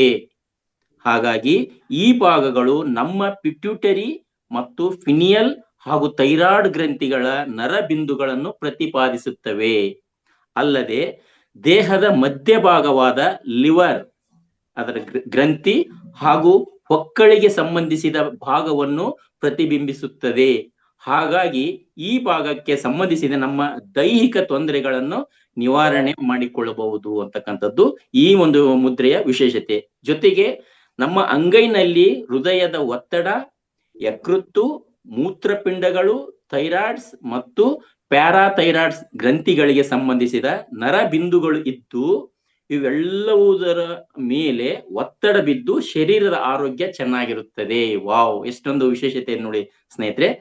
ಹಾಗಾಗ್ಬಿಟ್ಟು ಈ ಶಂಖ ಮುದ್ರೆಯನ್ನ ಪ್ರಾರ್ಥನೆ ಮಾಡಲು ಹಾಗೂ ಧ್ಯಾನ ಮಾಡಲು ಸಹ ಉಪಯೋಗಿಸಬಹುದು. ನೋಡಿ, ಬರೀ ಇದಕ್ಕೆ ಅಂತಲ್ಲ, ನೀವು ಪ್ರಾರ್ಥನೆ ಮಾಡ್ಬೇಕಾದ್ರೆ ಧ್ಯಾನ ಮಾಡಕ್ಕೂ ಕೂಡ ಈ ಮುದ್ರೆಯನ್ನು ಹಾಕೊಂಡು ಮಾಡ್ಬೋದು ಅಂತೇಳಿ. ಶಂಖ ಮುದ್ರೆ ವಿನ್ಯಾಸ ನಮ್ಮ ಹೃದಯದ ಬಳಿ ಇಟ್ಟು ಧ್ಯಾನ ಮಾಡಿದರೆ ಒಳ್ಳೆಯ ಪರಿಣಾಮವನ್ನು ತೋರಿಸುತ್ತದೆ. ಏನ್ ಇಟ್ಕೊಂಡಿರ್ತಿರಲ್ಲ, ಈ ತರ ಮುದ್ರೆ ಹಾಕೊಂಡಿರ್ತೀರಿ, ಹೃದಯದ ಹತ್ರ ಇಟ್ಕೊಂಡು ಕೂಡ ನೀವು ಈ ಧ್ಯಾನವನ್ನು ಮಾಡೋದ್ರಿಂದ ಈ ಮುದ್ರೆಯ ಪರಿಣಾಮವನ್ನು ಅನುಭವಿಸಬಹುದು ಅಂತ ಹೇಳ್ತಾ ಇದಾರೆ. ಹಂಗಾರೆ ಎಷ್ಟೊತ್ತು ಮಾಡ್ಬೇಕು ಇದನ್ನೇ? ಇಷ್ಟೆಲ್ಲ ಉಪಯೋಗ ಐತೆ ಅಂದ್ರೆ ಎಷ್ಟೊತ್ತು ಮಾಡ್ಬೇಕು ಅಂತಂದ್ರೆ, ಈ ಮುದ್ರೆಯನ್ನು ಇದಕ್ಕೆ ಸಮಯದ ನಿರ್ಬಂಧವಿಲ್ಲ ಅಂತ ಹೇಳ್ತಾ ಇದಾರೆ. ಯಾವ ಸಮಯದಲ್ಲಾದರೂ ಮಾಡಬಹುದು. ಕನಿಷ್ಠ 20 ರಿಂದ 25 ನಿಮಿಷ ಮಾಡೋದು ನಿಮಗೆ ಉತ್ತಮ ಫಲವನ್ನು ಕೊಡುತ್ತೆ ಅಂತ ಹೇಳ್ತಾ ಇದಾರೆ. ಇದು ಮಾಡ್ತಕ್ಕಂಥ ಸಮಯ ಆಯ್ತು. ಹಂಗಾರೆ ಇದರಿಂದ ಆಗ್ತಕ್ಕಂಥ ಲಾಭಗಳೇನು, ಬೆನಿಫಿಟ್ಸ್ ಏನು ಅಂತ ನೋಡಿದಾಗ, ಶಂಖ ಮುದ್ರೆಯನ್ನು ಹೆಚ್ಚು ಹೊತ್ತು ಅಭ್ಯಾಸ ಮಾಡುವುದರಿಂದ ನಮ್ಮ ಧ್ವನಿಯಲ್ಲಿರುವ ಯಾವುದೇ ವಿಧವಾದ ತೊಂದರೆಗಳನ್ನು ನಿವಾರಿಸುತ್ತದೆ. ಶಂಖ ಮುದ್ರೆಯು ನೇರವಾಗಿ ಥೈರಾಯ್ಡ್ ಮತ್ತು ಪ್ಯಾರಾಥೈರಾಯ್ಡ್ ಗ್ರಂಥಿಗಳನ್ನು ಹಾಗೂ ಗಂಟಲಿನ ಸ್ನಾಯುಗಳು ಮತ್ತು ನರಗಳಿಗೆ ಉತ್ತಮ ಪರಿಣಾಮ ಬೀರಿ ಉಗ್ಗಿಸ್ತಕ್ಕಂಥ ಮಾತೇನಿರುತ್ತಲ್ಲ ಅದು, ಅಥವಾ ತೊದಲು ಮಾತಾಡ್ತಕ್ಕಂಥ ಆಗ್ತಕ್ಕಂಥದ್ದನ್ನ ನಿವಾರಣೆಯಾಗಿ ನಮ್ಮ ಧ್ವನಿಯ ಗುಣಮಟ್ಟ ಹೆಚ್ಚಿ ಮಧುರತೆಯನ್ನು ವೃದ್ಧಿಪಡಿಸುತ್ತದೆ ಅಂತ ಹೇಳ್ತಾ ಇದ್ದಾರೆ. ಜೊತೆಗೆ ಸಂಗೀತಗಾರರಿಗೆ, ಗಾಯಕರುಗಳಿಗೆ, ಭಾಷಣಕಾರರುಗಳಿಗೆ ಹಾಗೂ ಅಧ್ಯಾಪಕರುಗಳಿಗೆ ಅವರವರ ಕಂಠ ಮಾಧುರ್ಯ ಹಾಗೂ ಚೈತನ್ಯ ತುಂಬಾ ಉತ್ತಮವಾಗುತ್ತದೆ. ಗಾಯಕರು 10 ರಿಂದ ಪ್ರತಿನಿತ್ಯ 3 ಸಮಯದಲ್ಲಿ, ಬೆಳಗ್ಗೆ, ಮಧ್ಯಾಹ್ನ ಮತ್ತು ಸಾಯಂಕಾಲದಲ್ಲಿ 10 ನಿಮಿಷ 3 ಬಾರಿ ಮಾಡೋದು ಬಹಳ ಉತ್ತಮ ಅಂತ ತಿಳಿಸ್ತಾ ಇದ್ದಾರೆ ಇಲ್ಲಿ ಈ ಮುದ್ರೆಯನ್ನ. ಇನ್ನು ಶಂಖ ಮುದ್ರೆಯು ವಿಶೇಷವಾಗಿ ನಮ್ಮ ನಾಭಿ ಚಕ್ರ, ಈಗ ನಾವು ಫಸ್ಟ್ ಮಧುರಾ ಮೇಡಮ್ ಹೇಳಿದ್ರಲ್ಲ, ಆ ತರ ನಾಭಿ ಚಕ್ರ ಅಂದ್ರೆ ಸೂರ್ಯ ಚಕ್ರವನ್ನು ಪ್ರಭಾವಿಗೊಳಿಸಿ ನಮ್ಮ ದೇಹದಲ್ಲಿರುವ 72,000 ನಾಡಿಗಳನ್ನು, ಸ್ನಾಯುಗಳನ್ನು ಬಲಪಡಿಸುತ್ತದೆ. ವಾವ್, ಎಷ್ಟೊಂದು ವಿಶೇಷತೆ ಇದೆ. ಹಾಗೆ ಶಂಖ ಮುದ್ರೆಯು ನಮ್ಮ ದೇಹದ ಆಹಾರ ಜೀರ್ಣ ಮಾಡುವ ಅಂಗಗಳ ವ್ಯವಸ್ಥೆಯನ್ನು ಉತ್ತಮಗೊಳಿಸುತ್ತದೆ. ನಮ್ಮ ಜೀರ್ಣಶಕ್ತಿ ಉತ್ತಮವಾದಾಗ ಒಳ್ಳೆಯ ಹಸಿವು ಉಂಟಾಗಿ ಆಹಾರ ಸೇವನೆ ಉತ್ತಮವಾಗುತ್ತದೆ. ಹೊಟ್ಟೆಯ ಹಾಗೂ ಕರುಳಿನ ಹಲವಾರು ಕಾಯಿಲೆಗಳನ್ನು ಶಂಖ ಮುದ್ರೆಯಿಂದ ಗುಣಪಡಿಸಬಹುದು. ಹಲವಾರು ಕಾರಣಗಳಿಂದ ಬರುವ ಬಾಯಿ ಹುಣ್ಣು ನಿವಾರಿಸುತ್ತದೆ ಈ ಮುದ್ರೆ ಮಾಡೋದ್ರಿಂದ. ಜೊತೆಗೆ ಮೂತ್ರಪಿಂಡಗಳು ಶಂಖ ಮುದ್ರೆಯಿಂದ ಉದ್ದೀಪನಗೊಂಡು ಸಮರ್ಥವಾಗಿ ಕೆಲಸ ಮಾಡುತ್ತವೆ. ಶಂಖ ಮುದ್ರೆಯಿಂದ ಗಂಟಲಿನಲ್ಲಿ ಆಗ್ತಕ್ಕಂತ ಟಾನ್ಸಿಲ್ಸ್ ಅಂತ ಹೇಳ್ತಾರೆ, ಅಂದ್ರೆ ಒಂದು ಅಲರ್ಜಿ ಅಂತ ಹೇಳ್ತಾರೆ ನೋಡಿ, ಕಡ್ತಾ ಬರ್ತಕ್ಕಂಥದ್ದು, ಇದನ್ನು ಕೂಡ ನಿವಾರಣೆ ಮಾಡ್ತಕ್ಕಂಥ ಶಕ್ತಿ ಈ ಒಂದು ಶಂಖ ಮುದ್ರೆಗೆ ಇದೆ ಅಂತ ಹೇಳಿ ತಿಳಿಸಲಾಗುತ್ತೆ. ಸ್ನೇಹಿತರೆ, ಅತ್ಯಂತ ಉತ್ತಮವಾಗಿರ್ತಕ್ಕಂಥದ್ದು. ಪ್ರತಿಯೊಬ್ರು ಕೂಡ ಇದನ್ನ ಪ್ರತಿನಿತ್ಯ 10 ನಿಮಿಷ ಮಾಡಿದ್ರೆ ಯಾವುದೇ ತೊಂದರೆ ಇಲ್ಲ. ಯಾಕಂದ್ರೆ ನಮ್ಮ ದೇಹದಲ್ಲಿ ಇಷ್ಟೊಂದು ಅಂಗಾಂಗಗಳದು ಅಂತಂದ್ರೆ ಒಂದಿಲ್ಲ ಒಂದು ಸಮಸ್ಯೆಯಿಂದ ಬಳಲ್ತಾ ಇದೆ. ಇದನ್ನ ನಾವು ಮಾಡೋದ್ರಿಂದ ಆ ಬೆನಿಫಿಟ್ ತಗೋಬಹುದು ಅಂತಕ್ಕಂಥದ್ದು ಈ ಒಂದು ಶಂಖ ಮುದ್ರೆಯ ಸಂದೇಶವಾಗಿತ್ತು. ಮಾತಾಡ್ಲಿಕ್ಕೆ ಅವಕಾಶ ಕೊಟ್ಟಿದ್ದಕ್ಕಾಗಿ ಕೇಳಿದಂತ ತಮ್ಮೆಲ್ಲರೂ ಕೂಡ ವಂದಿಸುತ್ತಾ ನನ್ನ ಮಾತಿಗೆ ವಿರಾಮ ಕೊಡ್ತಾ ಇದ್ದೇನೆ. Thank you sir, thank you very very much. ಒಳ್ಳೆಯ ಮುದ್ರೆಯನ್ನೇ ಆಯ್ಕೆ ಮಾಡ್ಕೊಂಡಿದ್ದೀರಾ. ಯಾಕಂದ್ರೆ ಮಲ್ಟಿಪಲ್ ಬೆನಿಫಿಟ್ಸ್, ಒಂದಲ್ಲ.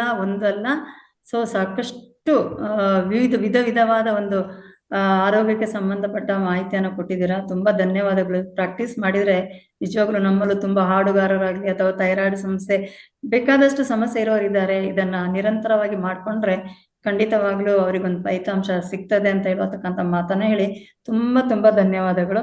ಪ್ರಶ್ನೆಗಳಿದ್ರೆ ನಾವು ಆಮೇಲೆ ತಗೊಳ್ಳೋಣ ಸರ್. ಇನ್ನೊಬ್ರು ನಮ್ಮ ಹಿರಿಯ ಮಾಸ್ಟರ್ ಇದೇ ಇನ್ನೊಂದು ಮುದ್ದೆಯನ್ನ ಹೇಳಲಿಕ್ಕೆ ಆಹ್ವಾನಿಸ್ತಾ ಇದ್ದೇನೆ. ನಮ್ಮ ನಂದಾ ಮೇಡಮ್ ಅವರು ಬೆಳಗ್ಗೆ ಯೋಗದಿಂದ ಪ್ರಾರಂಭವಾಗಿ ಆಂಕರಿಂಗ್ ಮಾಡತಕ್ಕಂತ ಕೆಲಸವನ್ನ ಪ್ರತಿದಿನ ಬೆಳಿಗ್ಗೆ ಮಾಡ್ತಾರೆ.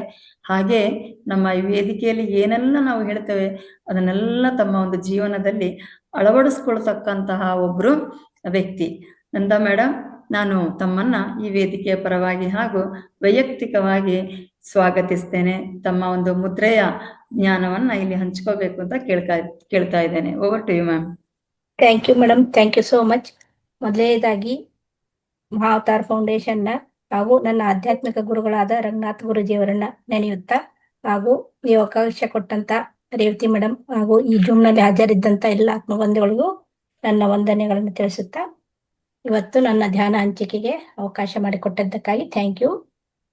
ಈಗ ಆಲ್ರೆಡಿ ಗೌರಿ ಮೇಡಮ್ ಅವರು ಮುದ್ರೆ ಮಾಡುವ ಹಿನ್ನೆಲೆ ಬಗ್ಗೆ ಹೇಳಿದ್ರು. ನಂತರ ಸಣ್ಣಗೌಡ್ರು ಶಂಖ ಮುದ್ರೆ ಬಗ್ಗೆ ತಿಳಿಸಿದ್ರು. ಈಗ ನಾನು ತಿಳಿಸುವಂತ ಮುದ್ರೆ ಎಲ್ಲರೂ ಮಾಡಲೇಬೇಕಾದಂತ ಮುದ್ರ, ಪ್ರತಿದಿನನೂ ಮಾಡಲೇಬೇಕು, ಯಾವಾಗ್ಲಾದ್ರೂ ಮಾಡ್ಬೇಕು, ಇದಕ್ಕೆ ಸಮಯ ಇದಿಲ್ಲ.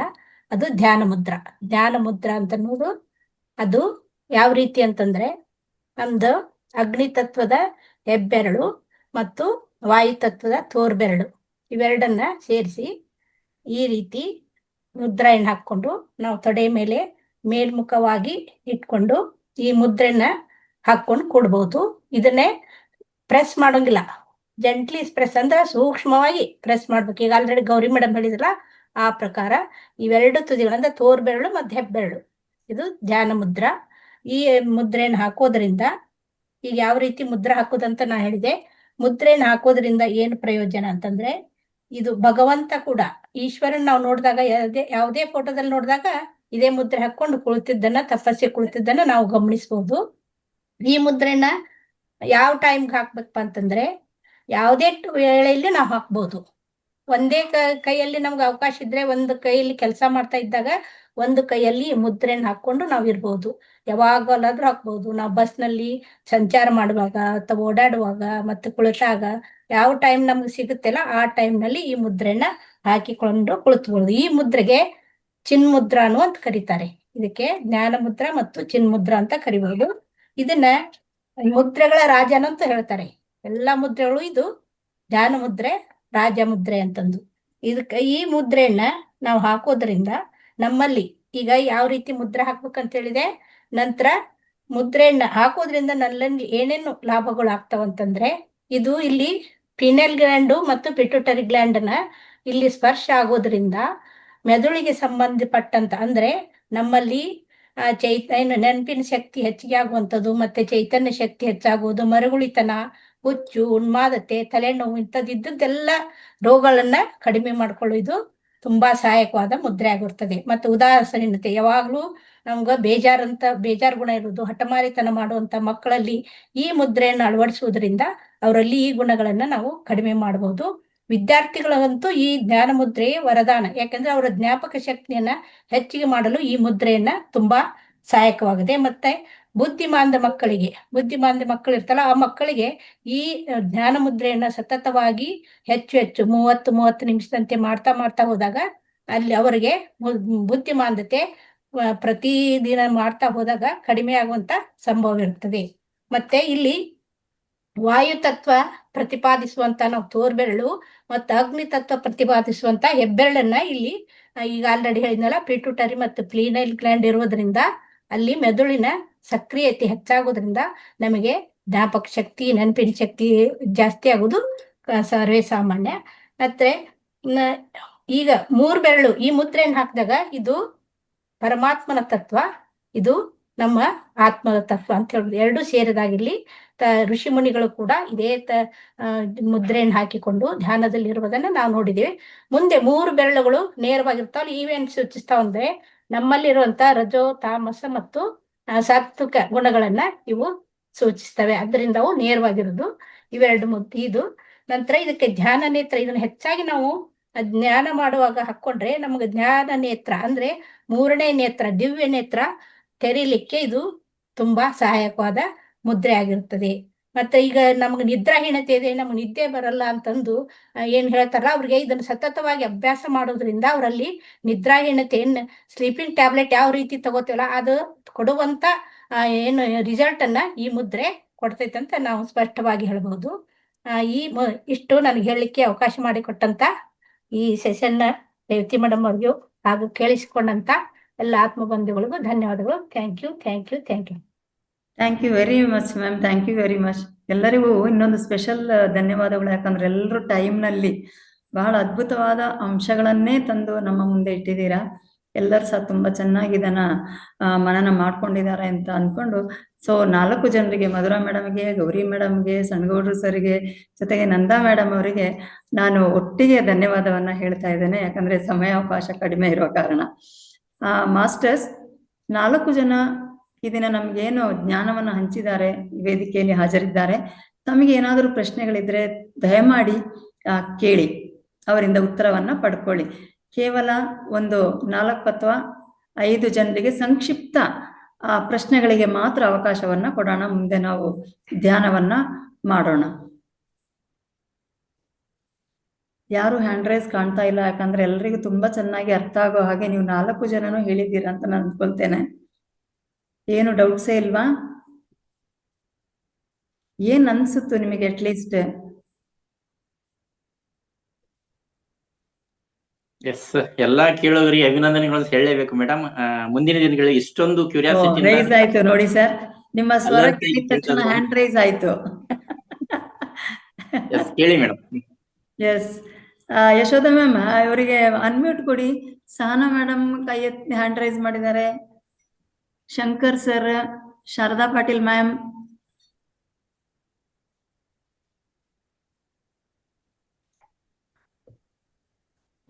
ಸಹನಾ ಮ್ಯಾಮ್ ಅನ್ಮ್ಯೂಟ್ ಮಾಡ್ಕೊಂಡು ಮಾತಾಡಿ. ಹಾ, ಮಾತಾಡಿ ಮ್ಯಾಮ್. ನಮಸ್ತೆ ಮ್ಯಾಮ್. ನಮಸ್ತೆ, ಹೇಳಿ ಮ್ಯಾಮ್. ಇದು ಕ್ವಶನ್ ಬಂದ್ಬಿಟ್ಟು ಗೌರಿ ಮ್ಯಾಮ್ಗೆ. ಓಕೆ. ಸೊ ಮುಖದಲ್ಲಿ ನಾರುಳ್ಳಿ ಇರುತ್ತಲ್ಲ ಮ್ಯಾಮ್, ಚಿಕ್ಕ ಚಿಕ್ಕದು, ಅದು ಬೆಳೀತಾ ಹೋಗುತ್ತಲ್ಲ, ಅದಕ್ಕೆ ಏನಾದ್ರೂ ಮುದ್ರೆ ಇದೆನಾ ಅಂತ ಕೇಳ್ತೀನಿ. ಏನು ಮೇಡಮ್, ಇನ್ನೊಂದ್ಸರಿ ರಿಪೀಟ್ ಮಾಡಿ ಮೇಡಮ್. ಮ್ಯಾಮ್, ಮುಖದಲ್ಲಿ ನಾರುಳ್ಳಿ ಇರುತ್ತಲ್ವಾ ಚಿಕ್ಕ ಚಿಕ್ಕದು, ಅದು ಬೆಳೀತಾ ಹೋಗುತ್ತೆ ದಿನಕ್ಕೆ.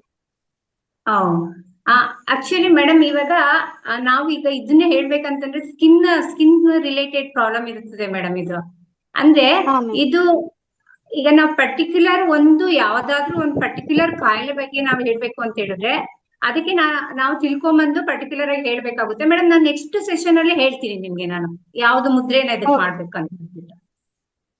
ಪರ್ಟಿಕ್ಯುಲರ್ ನನಗೆ ಗೊತ್ತಿಲ್ಲ ಅದು ಯಾವ ಮುದ್ರೆ ಅಂತ ಹೇಳಿ, ನಾನು ತಿಳ್ಕೊಂಡು ನೆಕ್ಸ್ಟ್ ವೀಕ್ ಅಲ್ಲಿ ನಾನು ನಿಮ್ಗೆ ತಿಳಿಸ್ತೀನಿ ಅಂತ. Okay ma'am, thank you. Shankar sir unmute ಮಾಡ್ಕೊಂಡು ಮಾತಾಡಿ ಸರ್. ಶಂಕರ್ ಸರ್ ಅನ್ಮ್ಯೂಟ್ ಮಾಡ್ಕೊಂಡು ಮಾತಾಡಿ. ಅಲ್ಲಿ ನಿಮಗೆ ಅನ್ಮ್ಯೂಟ್ ಅಂತ ಬರ್ತದೆ, ಅದನ್ನ ಜಸ್ಟ್ ಮುಟ್ಟಿ.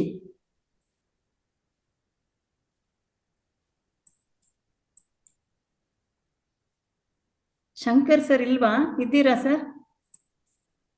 ಅನ್ಮ್ಯೂಟ್ ಮಾಡ್ಕೊಳ್ಳಿ, ನಿಮಗೆ ಅನ್ಮ್ಯೂಟ್ ಕೊಟ್ಟಿದೆ. ಹಾ, ಎಸ್ ಸರ್, ಮಾತಾಡಿ.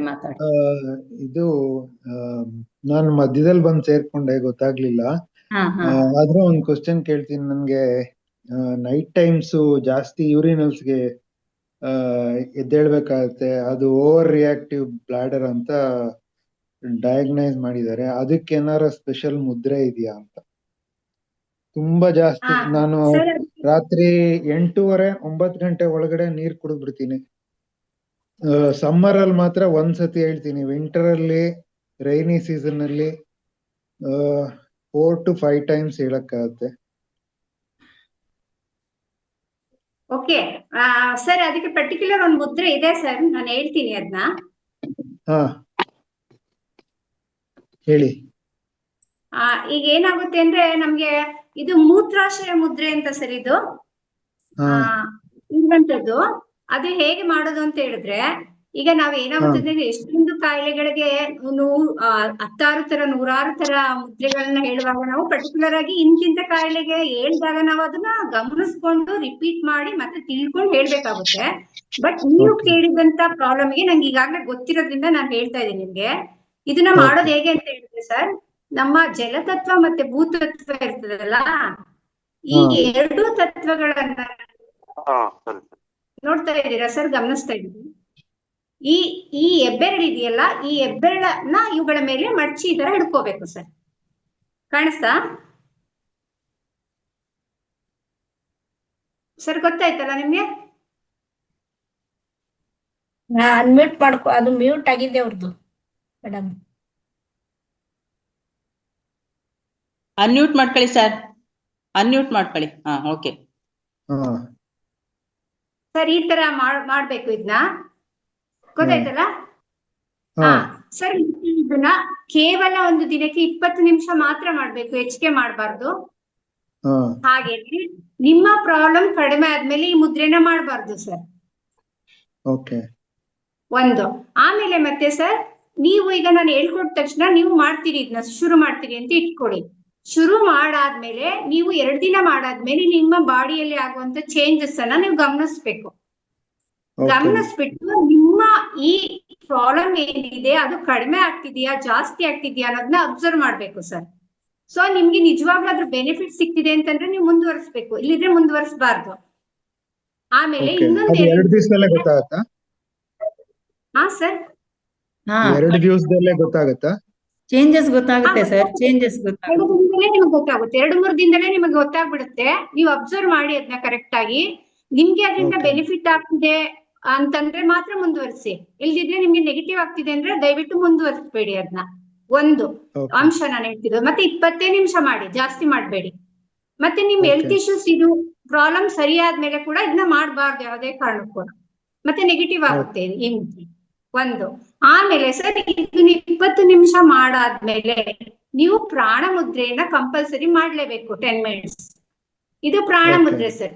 ಈಗ ಫಸ್ಟ್ 2 ನೀವು ಒತ್ತಿ ಹಿಡಿದಿದ್ರಲ್ಲ, ಅದನ್ನ ಬಿಟ್ಟು ಈ ಮುದ್ರೆ ಮಾಡಿದ್ರೆ ಇದು ಪ್ರಾಣ ಮುದ್ರೆ.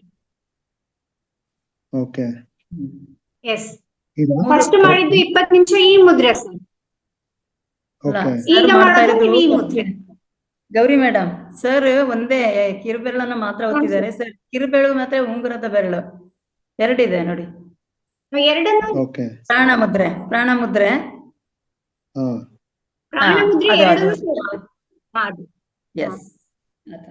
ಸರ್, ಮತ್ತೆ ನಾನು ಇನ್ನೊಂದು ಟಿಪ್ಸ್ ಹೇಳ್ತೀನಿ ಮುದ್ರೆ ಮಾಡೋರಿಗೆ. ಏನಂತ ಹೇಳಿದ್ರೆ, ಈ ಮುದ್ರೆನ ನಾವು ಕೆಲವ್ರು ಹಿಂಗ್ ಹಿಡ್ಕೊಂತೀವಿ ಕೆಳಗಡೆಗೆ, ಆತರ ಹಿಡ್ಕೋಬಾರ್ದು, ಟಿಪ್ಸ್ ನ ಹಿಡ್ಕೊಬೇಕು. ಮತ್ತೆ ಯಾವಾಗ್ಲೂ ನೇಲ್ ಕಟ್ ಮಾಡಿರ್ಬೇಕು. ನೇಲ್ ಕಟ್ ಮಾಡಿಲ್ಲ ಅಂದ್ರೆ ಅದು ಸರಿಯಾಗಿ ಟಚ್ ಆಗಲ್ಲ, ವರ್ಕ್ ಆಗೋದಿಲ್ಲ. ನೇಲ್ ಕಟ್ ಮಾಡಿದ್ರೆ ಆ ತುದಿಗಳು ಸರಿಯಾಗಿ ಸ್ಪರ್ಶ ಆಗುತ್ತೆ, ಅದನ್ನ ಸ್ಪರ್ಶ ಮಾಡಿ ಮಾಡ್ಬೇಕು. ಹಿಂಗ್ ಹಿಡ್ಕೋಬಾರ್ದು. ಯಾವಾಗ ಬೇಕಾದ್ರೂ ಮಾಡ್ಬೋದು, ಯಾವಾಗ ಬೇಕಾದ್ರೂ ಮಾಡ್ಬೋದು. ಆದ್ರೆ ಹೆಚ್ಚು ಮಾಡ್ಬೇಡಿ ಸರ್, ಬನ್ನಿ ಓನ್ಲಿ 20 ಮಿನಿಟ್ಸ್ ಮಾಡಿ ಅಷ್ಟೇ. ಇದು 20 ಮಿನಿಟ್ಸ್, ಇದು 10 ಮಿನಿಟ್ಸ್. ಹೌದು ಹೌದು. ಮತ್ತೆ ನಿಮ್ಮನ್ನ ನೀವು ಅಬ್ಸರ್ವ್ ಮಾಡ್ಕೊಡಿ ಸರ್. ಓಕೆ. ನಿಮ್ಗೆ ಅದರಿಂದ ಪಾಸಿಟಿವ್ ಆದ್ರೆ ಮಾತ್ರ ಮುಂದುವರಿಸಿ, ನಿಮ್ಗೆ ಅದರಿಂದ ನೆಗೆಟಿವ್ ಆದ್ರೆ ದಯವಿಟ್ಟು ನಿಲ್ಲಿಸ್ಬಿಡಿ ಇದನ್ನ. ಓಕೆ. ಅಷ್ಟೇ. ಅದೊಂದು ಗೌರಿ ಮೇಡಮ್, ಅದೊಂದು ಹೇಳಿ, ಯಾವುದೇ ಮುದ್ರೆ ಮಾಡಿದ್ಮೇಲೆ ಕ್ಲೋಸ್ ಮಾಡುವ ಮೊದಲು ಪ್ರಾಣ ಮುದ್ರೆಯನ್ನ ಮಾಡಿನೇ ಹೊರಗೆ ಬರಬೇಕು. ಪ್ರತಿಯೊಬ್ರು ನೀವ್ ಯಾವುದೇ ಮುದ್ರೆಯನ್ನ ಮಾಡಿ ಆ ಮುದ್ರೆಯ ನಂತರ ನೀವೇನ್ ಮಾಡ್ಬೇಕಂದ್ರೆ ಪ್ರಾಣ ಮುದ್ರೆ ಮಾಡ್ಲೇಬೇಕು. ಇದು ಕಂಪಲ್ಸರಿ ನಿಯಮ. ಹೌದು, ಇದು ಪ್ರಾಣ ಮುದ್ರೆ sir. Thank you sir. Thank you ma'am. Nagalalitha ma'am. Thank you madam.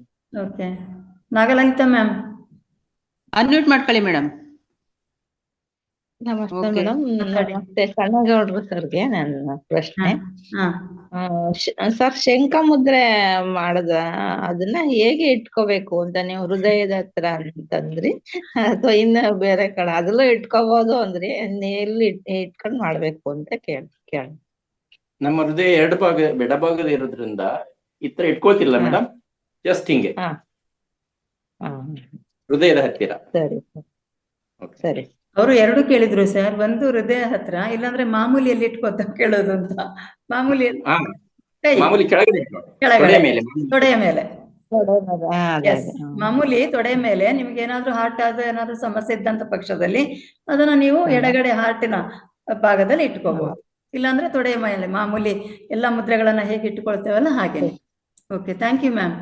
Sharada ma'am. Mute ಮಾಡ್ಕೊಳ್ಳಿ ಶಾರದಾ ಮ್ಯಾಮ್. ಹಾ, ಮಾಡ್ಕೊಂಡ್ರು. ನಮಸ್ತೆ ರೇವತಿ ಮೇಡಮ್. ನಮಸ್ತೆ ನಮಸ್ತೆ ನಮಸ್ತೆ. ಮಾತಾಡಿ.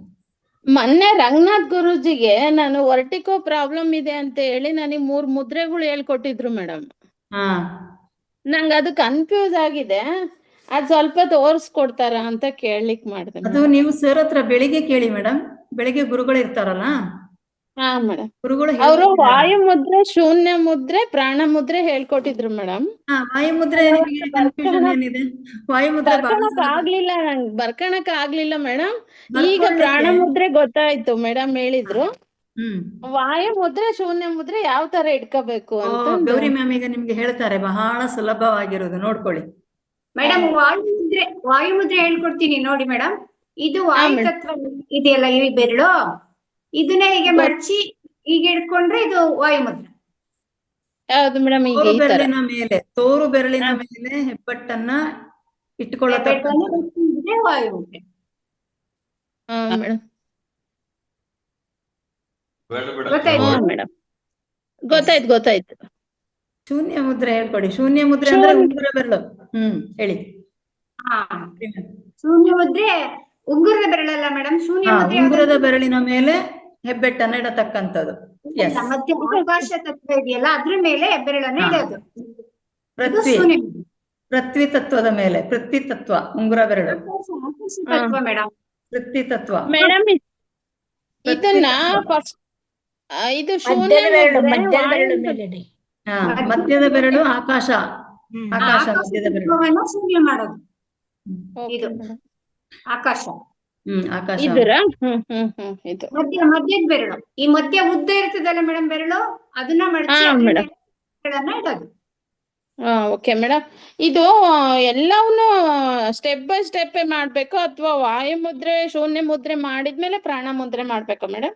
ಪ್ರಾಣ ಮುದ್ರೆ ಕಡೆಯಲ್ಲಿ ಮಾಡ್ಲೇಬೇಕು ಮೇಡಮ್. ಇದನ್ನ ಆಚೆ ಈಚೆ ಮಾಡಿದ್ರು ಆಗುತ್ತೆ, ಪ್ರಾಣ ಮುದ್ರೆ ಮಾತ್ರ ಕಡೆಯಲ್ಲಿ ಮಾಡ್ಬೇಕು. ಓಕೆ. ರೇವತಿ ಮೇಡಮ್, ಮತ್ತೆ ಸರ್ ನಂಗೆ ಸಿಕ್ಕಿಲ್ಲ, ನಾನೊಂದ್ 2 ದಿನ ಕ್ಲಾಸ್ ಅಟೆಂಡ್ ಆಗಿದ್ದಿಲ್ಲ, ಹಂಗಾಗಿ ನಾನು ಕೇಳಕ್ ಆಗ್ಲಿಲ್ಲ ಮೇಡಮ್. ಇವತ್ ಮುದ್ರೆದೆ ಹೇಳ್ತಾ ಇದ್ರಲ್ಲ, ಅದಕ್ಕೆ ಕೇಳ್ದೆ ಮೇಡಮ್. ಸರ್ ಹೆಚ್ಚಿನ ಅಂಶ ನಾಳೆ ಪುರ್ಸೊತ್ತಾದ್ರೆ ನಮ್ಮ ಇದೇ ವೇದಿಕೆಗೆ ಬರ್ತಾರೆ, ಶನಿವಾರ ಇರುವ ಕಾರಣ. ನೋಡು, ಅವರು ತೆಲುಗು ಕಾರ್ಯಕ್ರಮದಲ್ಲಿ ಬ್ಯುಸಿ ಆಗಿದ್ದಾರೆ, ಹಾಗಾಗಿ. ಇಲ್ಲಾಂದ್ರೆ ನಾಳೆ ಹೆಚ್ಚಿನ ಅಂಶ ನಮ್ಮದಕ್ಕೆ ಬರ್ತಾರೆ, ಇದೇ ವೇದಿಕೆಗೆ ಬರ್ತಾರೆ. ಬಂದಾಗ ಕೇಳಿ. ಓಕೆ. ಓಕೆ. ಬೆಳಿಗ್ಗೆ ಸಾಮಾನ್ಯ ಒಂದು 3 ದಿನ ಮಾತ್ರ ಅವ್ರು ಈಗ ಇರಲ್ಲ, ಅದು ಬಿಟ್ರೆ ಬೆಳಿಗ್ಗೆ ರೆಗ್ಯುಲರ್ ಆಗಿ ಸಿಗ್ತಾರೆ. ನಾನು 11:30 ಕ್ಲಾಸ್ ಅಟೆಂಡ್ ಆಗ್ತೀನಿ ಮೇಡಮ್, ನೈಟ್ ಅಟೆಂಡ್ ಆಗ್ತಿದ್ದೀನಿ. 11:30 ವೆಂಕಟರಮಣ ಸರ್ ಹೇಳ್ಕೊಡ್ತಾರೆ, ಅವರಿಗೂ ಮುದ್ರೆ ಬಗ್ಗೆ ಜ್ಞಾನ ಇದೆ ಮೇಡಮ್. ನಾನು ಕೇಳಿದ್ದಿಲ್ಲ, ಈ ಕ್ಲಾಸ್ ಅಲ್ಲೇ ಕೇಳೋಣ ಅಂತ ಅಂದು. ಯಾವಾಗ ಅವಕಾಶ ಆಗ್ತದೆ ಅಲ್ಲ, ಹಾಗೆ ಕೇಳ್ಕೊಳ್ಳಿ. Okay madam. ಇದೆಲ್ಲ ಸಿಂಪಲ್ ಇದೆ, ಆದ ಕಾರಣ ಅಂತ ಸಂದರ್ಭದಲ್ಲಿ ತಾವು ಕೇಳ್ಕೊಂಡು ತಾವು ಪಡ್ಕೊಂಡು ಅದನ್ನ ಪ್ರಾಕ್ಟೀಸ್ ಮಾಡಿ, ನಿರಂತರವಾಗಿ ಪ್ರಾಕ್ಟೀಸ್ ಮಾಡಿದ್ರೆ ಖಂಡಿತ ಆಗುತ್ತೆ. ಅದೇ ವರ್ಟಿಕೋ ಪ್ರಾಬ್ಲಮ್ ಇತ್ತಲ್ಲ ಮೇಡಮ್, ವೇದಿಕೆಯಲ್ಲಿ ಇದ್ವಿ ನಿಮ್ಮ ಪ್ರಶ್ನೆ ಕೇಳಿದಾಗ. ಮೇಡಮ್ ಇವತ್ ಚಕ್ರದಾನ ಮಾಡ್ತಿದ್ರು ಮೇಡಮ್, ಚೆನ್ನಾಗ್ ಮಾಡ್ಸಿದ್ರು ಮೇಡಮ್. ಸ್ವಾದಿಷ್ಠಾನ ಚಕ್ರ ಇವತ್ತು. ಸ್ವಾದಿಷ್ಠಾನ ಚಕ್ರದ್ದು ಚೆನ್ನಾಗ್ ಮಾಡ್ಸಿದ್ರು. Okay okay ma'am. Thank you madam. ಯಾರಿಗಾದ್ರೂ ಇನ್ನು ಹೆಚ್ಚಿನ ಮುದ್ರೆಗಳ ಬಗ್ಗೆ, ಬೆನಿಫಿಟ್ಸ್ ಬಗ್ಗೆ, ಮಾಡೋ ರೀತಿ ಬಗ್ಗೆ ನಿಮಗೆ ಮಾಹಿತಿ ಬೇಕು ಅಂದ್ರೆ ಈ ತರ ಬುಕ್ಸ್ ಸಿಗುತ್ತೆ. ಅದು ಯೋಗ ಮುದ್ರಾ ಪ್ರಪಂಚ ಅಂತ ಹೇಳ್ಬಿಟ್ಟು A to Z ಮಾಹಿತಿ ನಿಮ್ಗೆ ಇದರಲ್ಲಿ ಸಿಗುತ್ತೆ. ಯೋಗ ಮುದ್ರಾ ಪ್ರಪಂಚ ಅಂತ ಹೇಳ್ಬಿಟ್ಟು. ಎಲ್ಲಿ ಸಿಗುತ್ತೆ ಸರ್? ನಮ್ಮ ಮಹೋತ್ತರ ಫೌಂಡೇಶನ್ ಅಲ್ಲಿ ಸಿಗುತ್ತೆ ಮೇಡಮ್. ಓಕೆ, ಅಲ್ಲಿ ಬರ್ಬೇಕು ಅನ್ಕೊಂಡಿದೀನಿ ಸರ್, ಬಂದ್ರೆ ತಗೊಂಡ್ ಬರ್ತೀನಿ ಸರ್. ಸಂಪೂರ್ಣ ಎಲ್ಲಾ ಮುದ್ರೆಗಳನ್ನು ಆನ್ಲೈನ್ ನಲ್ಲಿ ಸಿಗುತ್ತೆ ಸರ್. ಹೌದು ಸರ್, ಆನ್ಲೈನ್ ಆದಷ್ಟು ಬೇಗ ಮಾಡ್ಬೇಕಾ ಮೇಡಮ್? ಈ ಕಾಂಟ್ಯಾಕ್ಟ್ ಎಲ್ಲಿ ಮಾಡ್ಬೇಕು ಬುಕ್ಸಿಗೆ ಆನ್ಲೈನ್ ಅಲ್ಲಾದ್ರೆ? ನೀವು ಅಮೆಝಾನ್ ಅಲ್ಲಿ ಇದೆ ತರಿಸ್ಕೊಳ್ಬಹುದು. ಅಮೆಝಾನ್ ಅಲ್ಲಿ ಬುಕ್ ಮಾಡಿದ್ರೆ ಸಿಗ್ತದೆ, ಮನೆಗೆ ತಂದು ಕೊಡ್ತಾರೆ. ಆದಷ್ಟು ಬೇಗ ತಗೊಳ್ಳಿ, ಯಾಕಂದ್ರೆ ತಪ್ಪೆಲ್ಲ ಮಾಡಬೇಡಿ. ಸಮಸ್ಯೆ ಇದ್ದಾಗ ಆದಷ್ಟು ಬೇಗ ಅದಕ್ಕೆ ಪರಿಹಾರ ಕಂಡುಕೊಳ್ಳೋದು ಒಳ್ಳೇದು. ಓಕೆ ಓಕೆ ನೀವು ಮಹಾತಾರ ಸಂಸ್ಥೆಗೆ ಸರ್ ಹೇಳಿದಂಗೆ ಅಲ್ಲಿ ಬಂದ್ರೆ ಈಗ 27, 28ನೇ ತಾರೀಕು ಅಕ್ಕಿ ಪ್ರೆಷರ್ದು ಟ್ರೈನಿಂಗ್ ಇದೆ ಅಂತದೆಲ್ಲ ಮೇಡಮ್. ನಿಮ್ಗೆ ತುಂಬಾ ಹೆಲ್ಪ್ ಆಗುತ್ತೆ. 2 ದಿನ ಬಂದು ಅಟೆಂಡ್ ಆದ್ರೆ ಅದು ಮಾತ್ರ ಅಲ್ಲ, ಇನ್ನು ಬೇರೆ ಬೇರೆ ಚಿಕಿತ್ಸೆ ಅಲ್ಲಿ ಇದೆ, ಲಭ್ಯ ಇದೆ. ಸೊ ಅದೆಲ್ಲ ನಿಮ್ಗೆ ಬೆನಿಫಿಟ್ ಆಗುತ್ತೆ ಒಂದ್ಸಲ ನಿಮ್ಮ ಆರೋಗ್ಯವನ್ನ ಒಂದು ಸರಿಪಡಿಸ್ಕೊಳ್ಳಿಕ್ಕೆ. ಓಕೆ ಮೇಡಮ್, ಪ್ರಾಬ್ಲಮ್ ನಂಗೆ ತುಂಬಾ ಇದೆ. ಸಮಯ ಆಯ್ತು. Thank you very much ma'am. ಇನ್ಯಾರು ಮಾಸ್ಟರ್ಸ್ ಪ್ರಶ್ನೆಯನ್ನ ಕೇಳಿಲ್ಲ ಅಂತಂದ್ರೆ ರೇವತಿ ಮೇಡಮ್, ಯಾರು ಮೆಸೇಜ್ ಹಾಕಿದ್ದಾರೆ ಫೈಲ್ಸ್ ಗೆ ಯಾವ ಮುದ್ರೆಯನ್ನ ಮಾಡ್ಬೇಕು ಅಂತ ಮೆಸೇಜ್ ಬರ್ತಾ ಡಿಸ್ಪ್ಲೇ ಆಗಿದೆ. ಅದು ಹೇಳ್ಬಿಡ್ತೀನಿ ನಾನು. ಪೃಥ್ವಿ ಮುದ್ರೆ ಮಾಡ್ಬೇಕು ಈ ಫೈಲ್ಸ್ ಮತ್ತೆ ಪಿಸ್ತೂಲ ಪ್ರಾಬ್ಲಮ್ ಗೆ. ಅದನ್ನ ಮಾಡೋದು ಹೇಗೆ ಅಂತಂದ್ರೆ ಉಂಗುರದ ಬೆರಳಿಗೆ ಹೆಬ್ಬೆರಳನ್ನ ಸ್ಪರ್ಶ ಮಾಡಿದ್ರೆ ಇದು ಪೃಥ್ವಿ ಮುದ್ರೆ ಆಗುತ್ತೆ. ಇದು ಫೈಲ್ಸ್ ಮತ್ತೆ ಪಿಸ್ತೂಲಾಗೆ ಮಾಡುವಂತ ಒಂದು ಮುದ್ರೆ ಆಗಿದೆ. ಇದನ್ನ 45 ಮಿನಿಟ್ಸ್ ಮಾಡ್ಬೇಕು. ನಿಮ್ಗೆ 45 ಮಿನಿಟ್ಸ್ ಆಗಿಲ್ಲ ಅಂತಂದ್ರೆ ಅದನ್ನ 15 ನಿಮಿಷ ಮಾಡ್ಬೇಕು. ಆದ್ರೆ ಇದು ನಂತರ ನೀವು ಪ್ರಾಣ ಮುದ್ರೆಯನ್ನ ಮಾಡ್ಬೇಕು ಕಂಪಲ್ಸರಿ.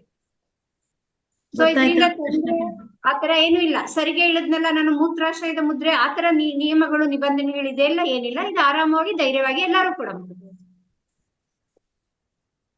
ಓಕೆ, ಧ್ಯಾನಕ್ಕೆ ಸಮಯ ಆಗ್ತಾ ಬಂತು. ಸೊ ಅದ್ಭುತವಾದ ಮಾಹಿತಿ ಜೊತೆಗೆ ಪ್ರಶ್ನೆಗಳನ್ನ ಕೇಳಿ ಸಾಕಷ್ಟು ಸೂಕ್ತ ಉತ್ತರಗಳನ್ನು ಸಹ ತಾವು ನೀಡಿದ್ದೀರಾ. ಸೊ ಮನೆಮದ್ದು ಮಧುರಾ ಮೇಡಮ್ ಅವರಿಗೆ, ಗೌರಿ ಮೇಡಮ್ ಅವರಿಗೆ, ಹಾಗೆ ಸಣ್ಣಗೌಡ್ರು ಸರ್ಗೆ ಹಾಗೂ ನಂದಾ ಮೇಡಮ್ ಅವರಿಗೆ ಎಲ್ರಿಗೂ ಸಹ ನನ್ನ ಹೃದಯಪೂರ್ವಕ ಧನ್ಯವಾದಗಳನ್ನ ಹೇಳ್ತೇನೆ. ಮುಂದೇನೂ ಸಹ ಇದೇ ರೀತಿ ಸಾಕಷ್ಟು ಮಾಹಿತಿಯೊಂದಿಗೆ ತಾವು ಹಾಜರಾಗಿ ಮಾಹಿತಿಯನ್ನ ಕೊಡಬೇಕು ಅಂತ ಕೇಳ್ಕೊಳ್ತೇನೆ. ಇನ್ನೊಂದು ವಿಷಯ ಗಮನಕ್ಕೆ ತರೋದೇನಂದ್ರೆ, ಲಿಂಕ್ ಶೇರ್ ಆಗಿದೆ, ದಯಮಾಡಿ ಚಾಟ್ ಬಾಕ್ಸಿಗೆ ಹೋಗಿ ಲಿಂಕ್ ಅನ್ನ ಓಪನ್ ಮಾಡಿ ಒಂದು ಲೈಕ್ ಕೊಡಿ, ಹಾಗೆ ಕಾಮೆಂಟ್ ಅನ್ನ ಮಾಡಿ. ಅದೆರಡು ಮಾಡಿದ್ಮೇಲೆ ಎಸ್ ಅಂತ ಹೇಳತಕ್ಕಂಥ ಮಾಹಿತಿಯನ್ನು ಮೆಸೇಜ್ ಅನ್ನ ಹಾಕಿ. ಇನ್ನೊಂದೇನು ಅಂತಂದ್ರೆ, ನಾಳೆ 11 ಗಂಟೆ 3 ಗಂಟೆಯಿಂದ 4:15 ಗಂಟೆಯ ಕಾರ್ಯಕ್ರಮದಲ್ಲಿ ಒಂದು ವಿಶೇಷ ಒಂದು ವ್ಯವಸ್ಥೆ ಅಂದ್ರೆ ರತ್ನ ಬಡಗನಹಳ್ಳಿ ಅಂತ ಹೇಳಿ, ಬಡವನಹಳ್ಳಿ ಇವರು ಈ ಹೂ ಇದೆಯಲ್ಲ, ವೇಸ್ಟ್ ಹೂ ಅಂದ್ರೆ ದೇವಸ್ಥಾನದಲ್ಲೆಲ್ಲ ಬಳಸಿದಂತ ಹೂಗಳನ್ನ ಬಹಳ ಉಪಯೋಗ ಮಾಡತಕ್ಕಂಥದ್ದು, ಬೇರೆ ಬೇರೆ ರಂಗೋಲಿ ಹಾಕತಕ್ಕಂಥ, ಅದಲ್ಲದೆ ಬೇರೆ ಬೇರೆ ಬೇರೆ ರೀತಿಯ ಒಂದು ಅವರು ಕಲೆ ಅವರಲ್ಲಿದೆ. ಅದನ್ನ ನಾಳೆ ಎಲ್ರಿಗೂ ಹೇಳ್ಕೊಡ್ತಾರೆ. ದಯಮಾಡಿ ಅದನ್ನ ಸದುಪಯೋಗ ಪಡ್ಕೊಳ್ಳಿಕ್ಕೆ 3 ರಿಂದ 4:15 ಗಂಟೆಯ ಸೆಷನ್ನಿಗೆ ಸಹ ಎಲ್ಲರೂ ಹಾಜರಾಗಬೇಕು ಅಂತ ಕೇಳ್ಕೊಳ್ತೇನೆ. ತದನಂತರ ಭಾನುವಾರ ಪಾವಗಡಕ್ಕೆ ಹೋಗೋರು ದಯಮಾಡಿ ಹೆಸರನ್ನು ಕೊಡಿ, ನಾನು ನಿನ್ನೇನು ಕೇಳಿದ್ದೇನೆ.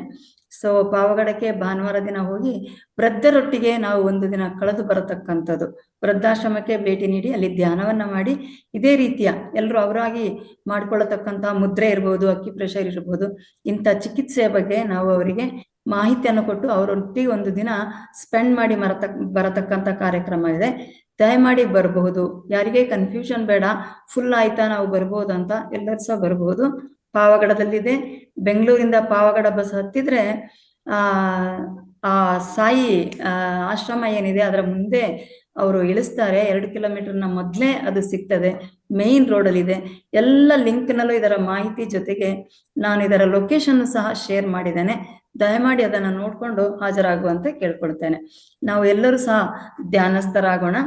ಇವತ್ತು 30 ನಿಮಿಷಗಳ ಮಾತ್ರ ನಾವು ಧ್ಯಾನವನ್ನ ಮಾಡೋಣ. ಧ್ಯಾನಕ್ಕೆ ಈಗಾಗಲೇ ಕೂತು ಅನುಭವ ಇರುವವರು ಧ್ಯಾನವನ್ನ ಮಾಡಲಿಕ್ಕೆ ಸಿದ್ಧರಾಗಿ ಎಲ್ಲರೂ ಸಹ 1 ಲೋಟ ನೀರನ್ನು ಕುಡಿಯಿರಿ.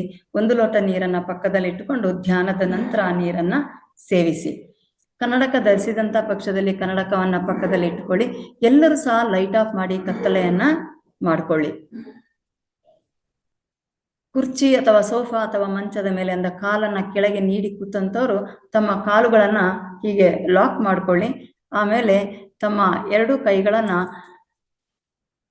ಹೀಗೆ ಲಾಕ್ ಮಾಡಿಕೊಂಡು, ಸ್ತ್ರೀಯರು ತಮ್ಮ ಬಲ ಹೆಬ್ಬೆಟ್ಟಿನ ಮೇಲೆ ಎಡ ಹೆಬ್ಬೆಟ್ಟನ್ನು ಇಟ್ಟು ಲಾಕ್ ಮಾಡ್ಕೊಳ್ಳಿ. ಪುರುಷರು ತಮ್ಮ ಎಡ ಹೆಬ್ಬೆಟ್ಟಿನ ಮೇಲೆ ಬಲ ಹೆಬ್ಬೆಟ್ಟನ್ನು ಇಟ್ಟು ಲಾಕ್ ಮಾಡಿಕೊಂಡು ಕೈಯನ್ನ ಹೊಟ್ಟೆಯ ಕೆಳಗೆ ತೊಡೆಯ ಮೇಲೆ ಇಟ್ಟುಕೊಂಡು ಕೂತ್ಕೊಳ್ಳಿ. ಕೆಳಗೆ ಕೂತವರು ಸುಖಾಸನದಲ್ಲಿ ಅಥವಾ ಪದ್ಮಾಸನದಲ್ಲಿ ಕೂತವರು ಅದೇ ಸ್ಥಿತಿಯಲ್ಲಿ ಕೈಯನ್ನ ಲಾಕ್ ಮಾಡಿಕೊಂಡು ತಮ್ಮ ಹೊಟ್ಟೆಯ ಕೆಳಗೆ ಇಟ್ಕೊಂಡು ಕೂತ್ಕೊಳ್ಳಿ. ಎಲ್ಲರ ಬೆನ್ನು ನೇರವಾಗಿರ್ಲಿ, ಕುತ್ತಿಗೆ ಸಹ ನೇರವಾಗಿರ್ಲಿ. ಯಾವುದೇ ಶರೀರದಲ್ಲಿ ಬಿಗಿತ ಬೇಡ, ಮನಸ್ಸಿನಲ್ಲಿ ಸಹ ಬಿಗಿತ ಬೇಡ. ಎಲ್ಲರೂ ಸಹ ಮೃದುವಾಗಿ ತಮ್ಮ ಕಣ್ಣುಗಳನ್ನ ಮುಚ್ಚಿಕೊಳ್ಳಿ. ಎಲ್ಲರ ಮುಖದಲ್ಲಿ ಒಂದು ಮಂದಹಾಸ ಅಥವಾ ನಗುಮುಖ ಇರಲಿ. ನಾವು ಒಂದು 10-15 ನಿಮಿಷಗಳ ಕಾಲ ನಾವು ಸಂಗೀತ ಧ್ಯಾನವನ್ನ ಮಾಡೋಣ. ತದನಂತರ ನಾವು ಶೂನ್ಯ ಧ್ಯಾನ ಅಥವಾ ಮೌನ ಧ್ಯಾನವನ್ನ ಮಾಡಿ ನಂತರ ಧ್ಯಾನವನ್ನ ಮುಂದುವರಿಸುವವರು ಹಾಗೇ ಮುಂದುವರಿಸಬಹುದು. ಇಲ್ಲಾಂದ್ರೆ ಸೂಚನೆಯಂತೆ ಕಣ್ಣನ್ನ ತೆರೆದು ತಾವು ತಮ್ಮ ಕೆಲಸನೋ ಅಥವಾ ಬೇರೆ ತಮ್ಮ ಕ್ರಿಯೆಗಳೇನಿದೆ ಅದನ್ನ ಮಾಡ್ಕೊಳ್ಳಿಕ್ಕೆ ಅವಕಾಶ ಇದೆ. ಯಾವುದೇ ಆಲೋಚನೆ ಬೇಡ, ಯಾವುದೇ ಮಂತ್ರ ಅಥವಾ ಯಾವುದೇ ಜಪ, ಇದು ಯಾವುದು ಸಹ ಬೇಡ. ಮನಸ್ಸನ್ನ ತಟಸ್ಥವಾಗಿ ನಿರಾಳವಾಗಿ ಇಟ್ಟುಕೊಂಡು ಕೇವಲ ನಾವು ಮಾಡತಕ್ಕಂಥ ಕ್ರಿಯೆ ಏನು ಅಂತಂದ್ರೆ ನಮ್ಮ ಉಸಿರನ್ನ ಗಮನಿಸತಕ್ಕಂಥದ್ದು. ನಮ್ಮ ಉಸಿರೇ ನಮ್ಮ ಪ್ರಾಣಶಕ್ತಿ. ನಮ್ಮ ಉಸಿರಿದ್ದರೆ ಶಿವ ಅಂತ ಹೇಳ್ತೇವೆ, ಉಸಿರಿಲ್ಲ ಅಂದ್ರೆ ಶವ ಆಗ್ತೇವೆ. ಆದ ಕಾರಣ ಎಲ್ಲರ ಗಮನ ಕೇವಲ ಉಸಿರಿನಲ್ಲೇ ಇರಲಿ. ಎಲ್ಲರೂ ಸಹ ಧ್ಯಾನಸ್ಥರಾಗಿ ಮುಂದಿನ ಸೂಚನೆಯವರೆಗೆ ಯಾರು ಸಹ ಕಣ್ಣು ಬಿಡದ ಹಾಗೆ ಧ್ಯಾನವನ್ನ ಮಾಡೋಣ.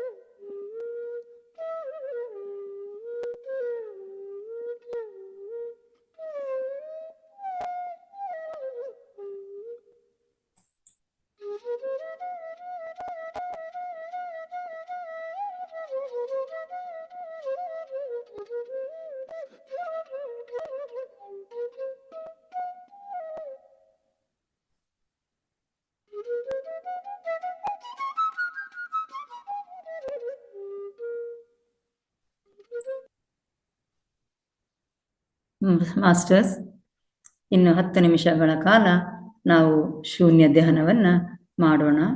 ಯಾರು ಸಹ ಕಣ್ಣು ತೆರೆಯಬೇಡಿ. ಎಲ್ಲರೂ ಸಹ ತಮ್ಮ ಗಮನವನ್ನ ತಾವಾಡುವ ಉಸಿರಿನ ಮೇಲೆ ಇಡಿ. ಮನಸ್ಸನ್ನು ತಟಸ್ಥ ಮಾಡಿಕೊಂಡು ಯಾವುದೇ ಚಿಂತೆ ಇಲ್ಲದೆ, ಯಾವುದೇ ಆಲೋಚನೆ ಇಲ್ಲದೆ ತಮ್ಮ ಕೇವಲ ಉಸಿರನ್ನೇ ಗಮನಿಸುತ್ತಾ ಶೂನ್ಯ ಧ್ಯಾನವನ್ನ ಮಾಡೋಣ. ಮುಂದಿನ ಸೂಚನೆವರೆಗೆ ಯಾರು ಸಹ ಕಣ್ಣು ತೆರೆಯಬೇಡಿ.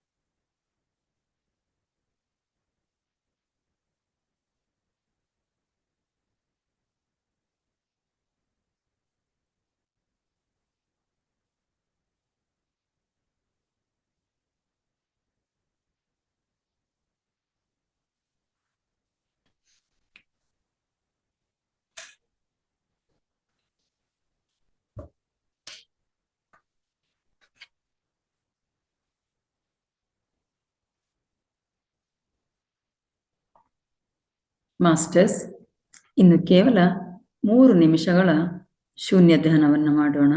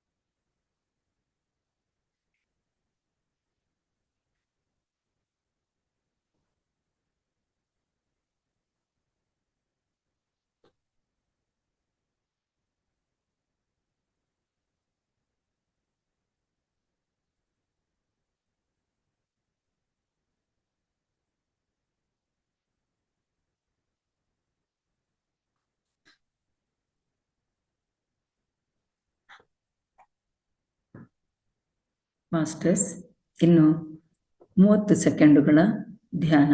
ಯಾರು ಕಣ್ಣು ತೆರೆಯಬೇಡಿ.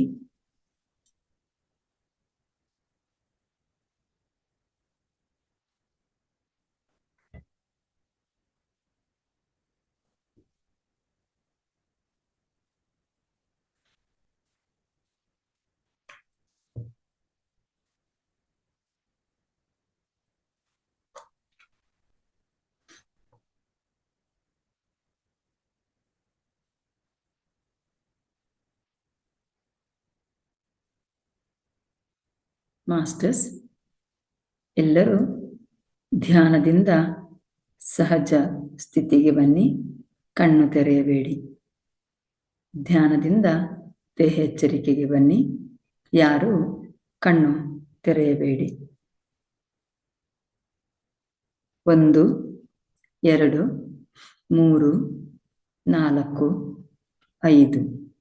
ಎಲ್ಲರೂ ಸಹ ತಮ್ಮ 2 ಕೈಗಳನ್ನು ಬಿಡಿಸಿಕೊಂಡು ನಿಧಾನವಾಗಿ ತಮ್ಮ 2 ಕಣ್ಣುಗಳ ಮೇಲೆ 5 ಸೆಕೆಂಡುಗಳ ಕಾಲ ಇಟ್ಟುಕೊಳ್ಳಿ.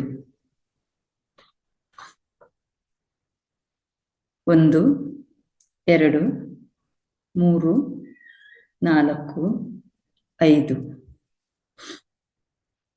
ಎಲ್ಲರೂ ಸಹ ತಮ್ಮ 2 ಹಸ್ತಗಳನ್ನು ನೋಡುತ್ತಾ ನಿಧಾನವಾಗಿ ತಮ್ಮ 2 ಕಣ್ಣುಗಳನ್ನು ತೆರೆಯಿರಿ. ಎಲ್ಲರೂ ಸಹ ವಿಡಿಯೋವನ್ನು ಆನ್ ಮಾಡಿಕೊಳ್ಳಿ.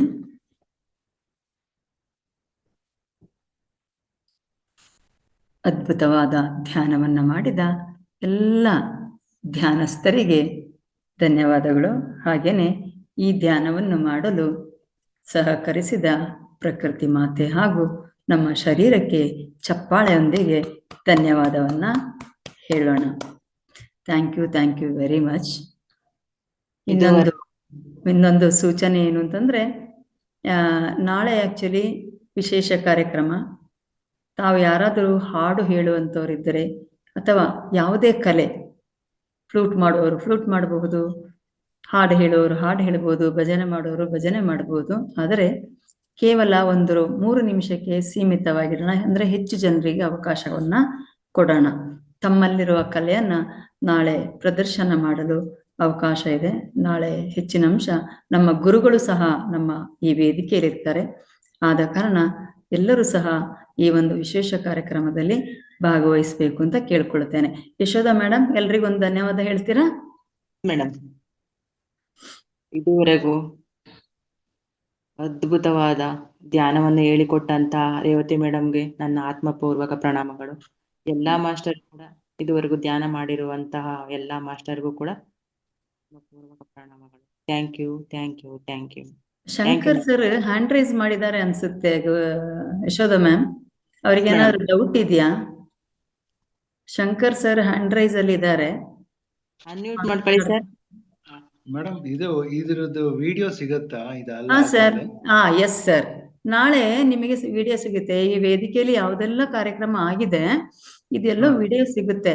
ಮತ್ತೆ ತಾವು ಮುದ್ರೆ ಬಗ್ಗೆ ಹೇಳಿದ್ರಲ್ಲ, ಬೆಳಿಗ್ಗೆನೂ ಸಹ ಬೆಳಿಗ್ಗೆ ಗುರುಗಳು ತುಂಬಾ ಚೆನ್ನಾಗಿ ಮುದ್ರೆ, ಅಕ್ಯುಪ್ರೆಷರ್ ಎಲ್ಲ ವಿದ್ಯೆಯನ್ನ ನಮಗೆ ಕಲಿಸ್ಕೊಡ್ತಾ ಇದ್ದಾರೆ. ಇದು ಎಲ್ಲ ವಿಡಿಯೋ ನಿಮಗೆ ಎಲ್ಲ ಮಹಾತಾರ್ ಟಿವಿ ಅದರಲ್ಲಿ ಯೂಟ್ಯೂಬಿಗೆ ಹೋದ್ರೆ ಎಲ್ಲ ವಿಡಿಯೋಗಳು ಸಿಗುತ್ತೆ. ಅದರಲ್ಲಿ ತಾವು ಆಯ್ಕೆ ಮಾಡ್ಕೊಂಡು ತಮಗೆ ಯಾವ್ದನ್ನ ನೋಡ್ಬೇಕು ಅದನ್ನ ನೋಡಬಹುದು ಸರ್. ಎಲ್ಲ ವಿಡಿಯೋಗಳು ಅವೈಲೇಬಲ್ ಇದೆ. ಅದೇ ಮಹಾವತಾರ್ ಫೌಂಡೇಶನ್. ಮಹಾವತಾರ್ ಫೌಂಡೇಶನ್ ನಲ್ಲಿ ಹೋಗಿ ಓಪನ್ ಮಾಡಬೇಕು. Thank you sir. ಸೊ ಎಲ್ಲರಿಗೂ ಧನ್ಯವಾದಗಳು. ಯಶೋಧ ಮೇಡಮ್ ಅದ್ಭುತವಾದ ಕೋ ಹೋಸ್ಟ್ ಅನ್ನ ನಿರ್ವಹಿಸ್ತಾ ಇದ್ದೀರಾ. ತಮಗೂ ಸಹ ಧನ್ಯವಾದಗಳು. ಹಾಗೇನೆ ಎಲ್ಲರಿಗೂ ಧನ್ಯವಾದಗಳನ್ನ ಹೇಳುತ್ತಾ ಇಂದಿನ ಕಾರ್ಯಕ್ರಮವನ್ನ ಸಂಪನ್ನಗೊಳಿಸೋಣ. ಧನ್ಯವಾದಗಳು.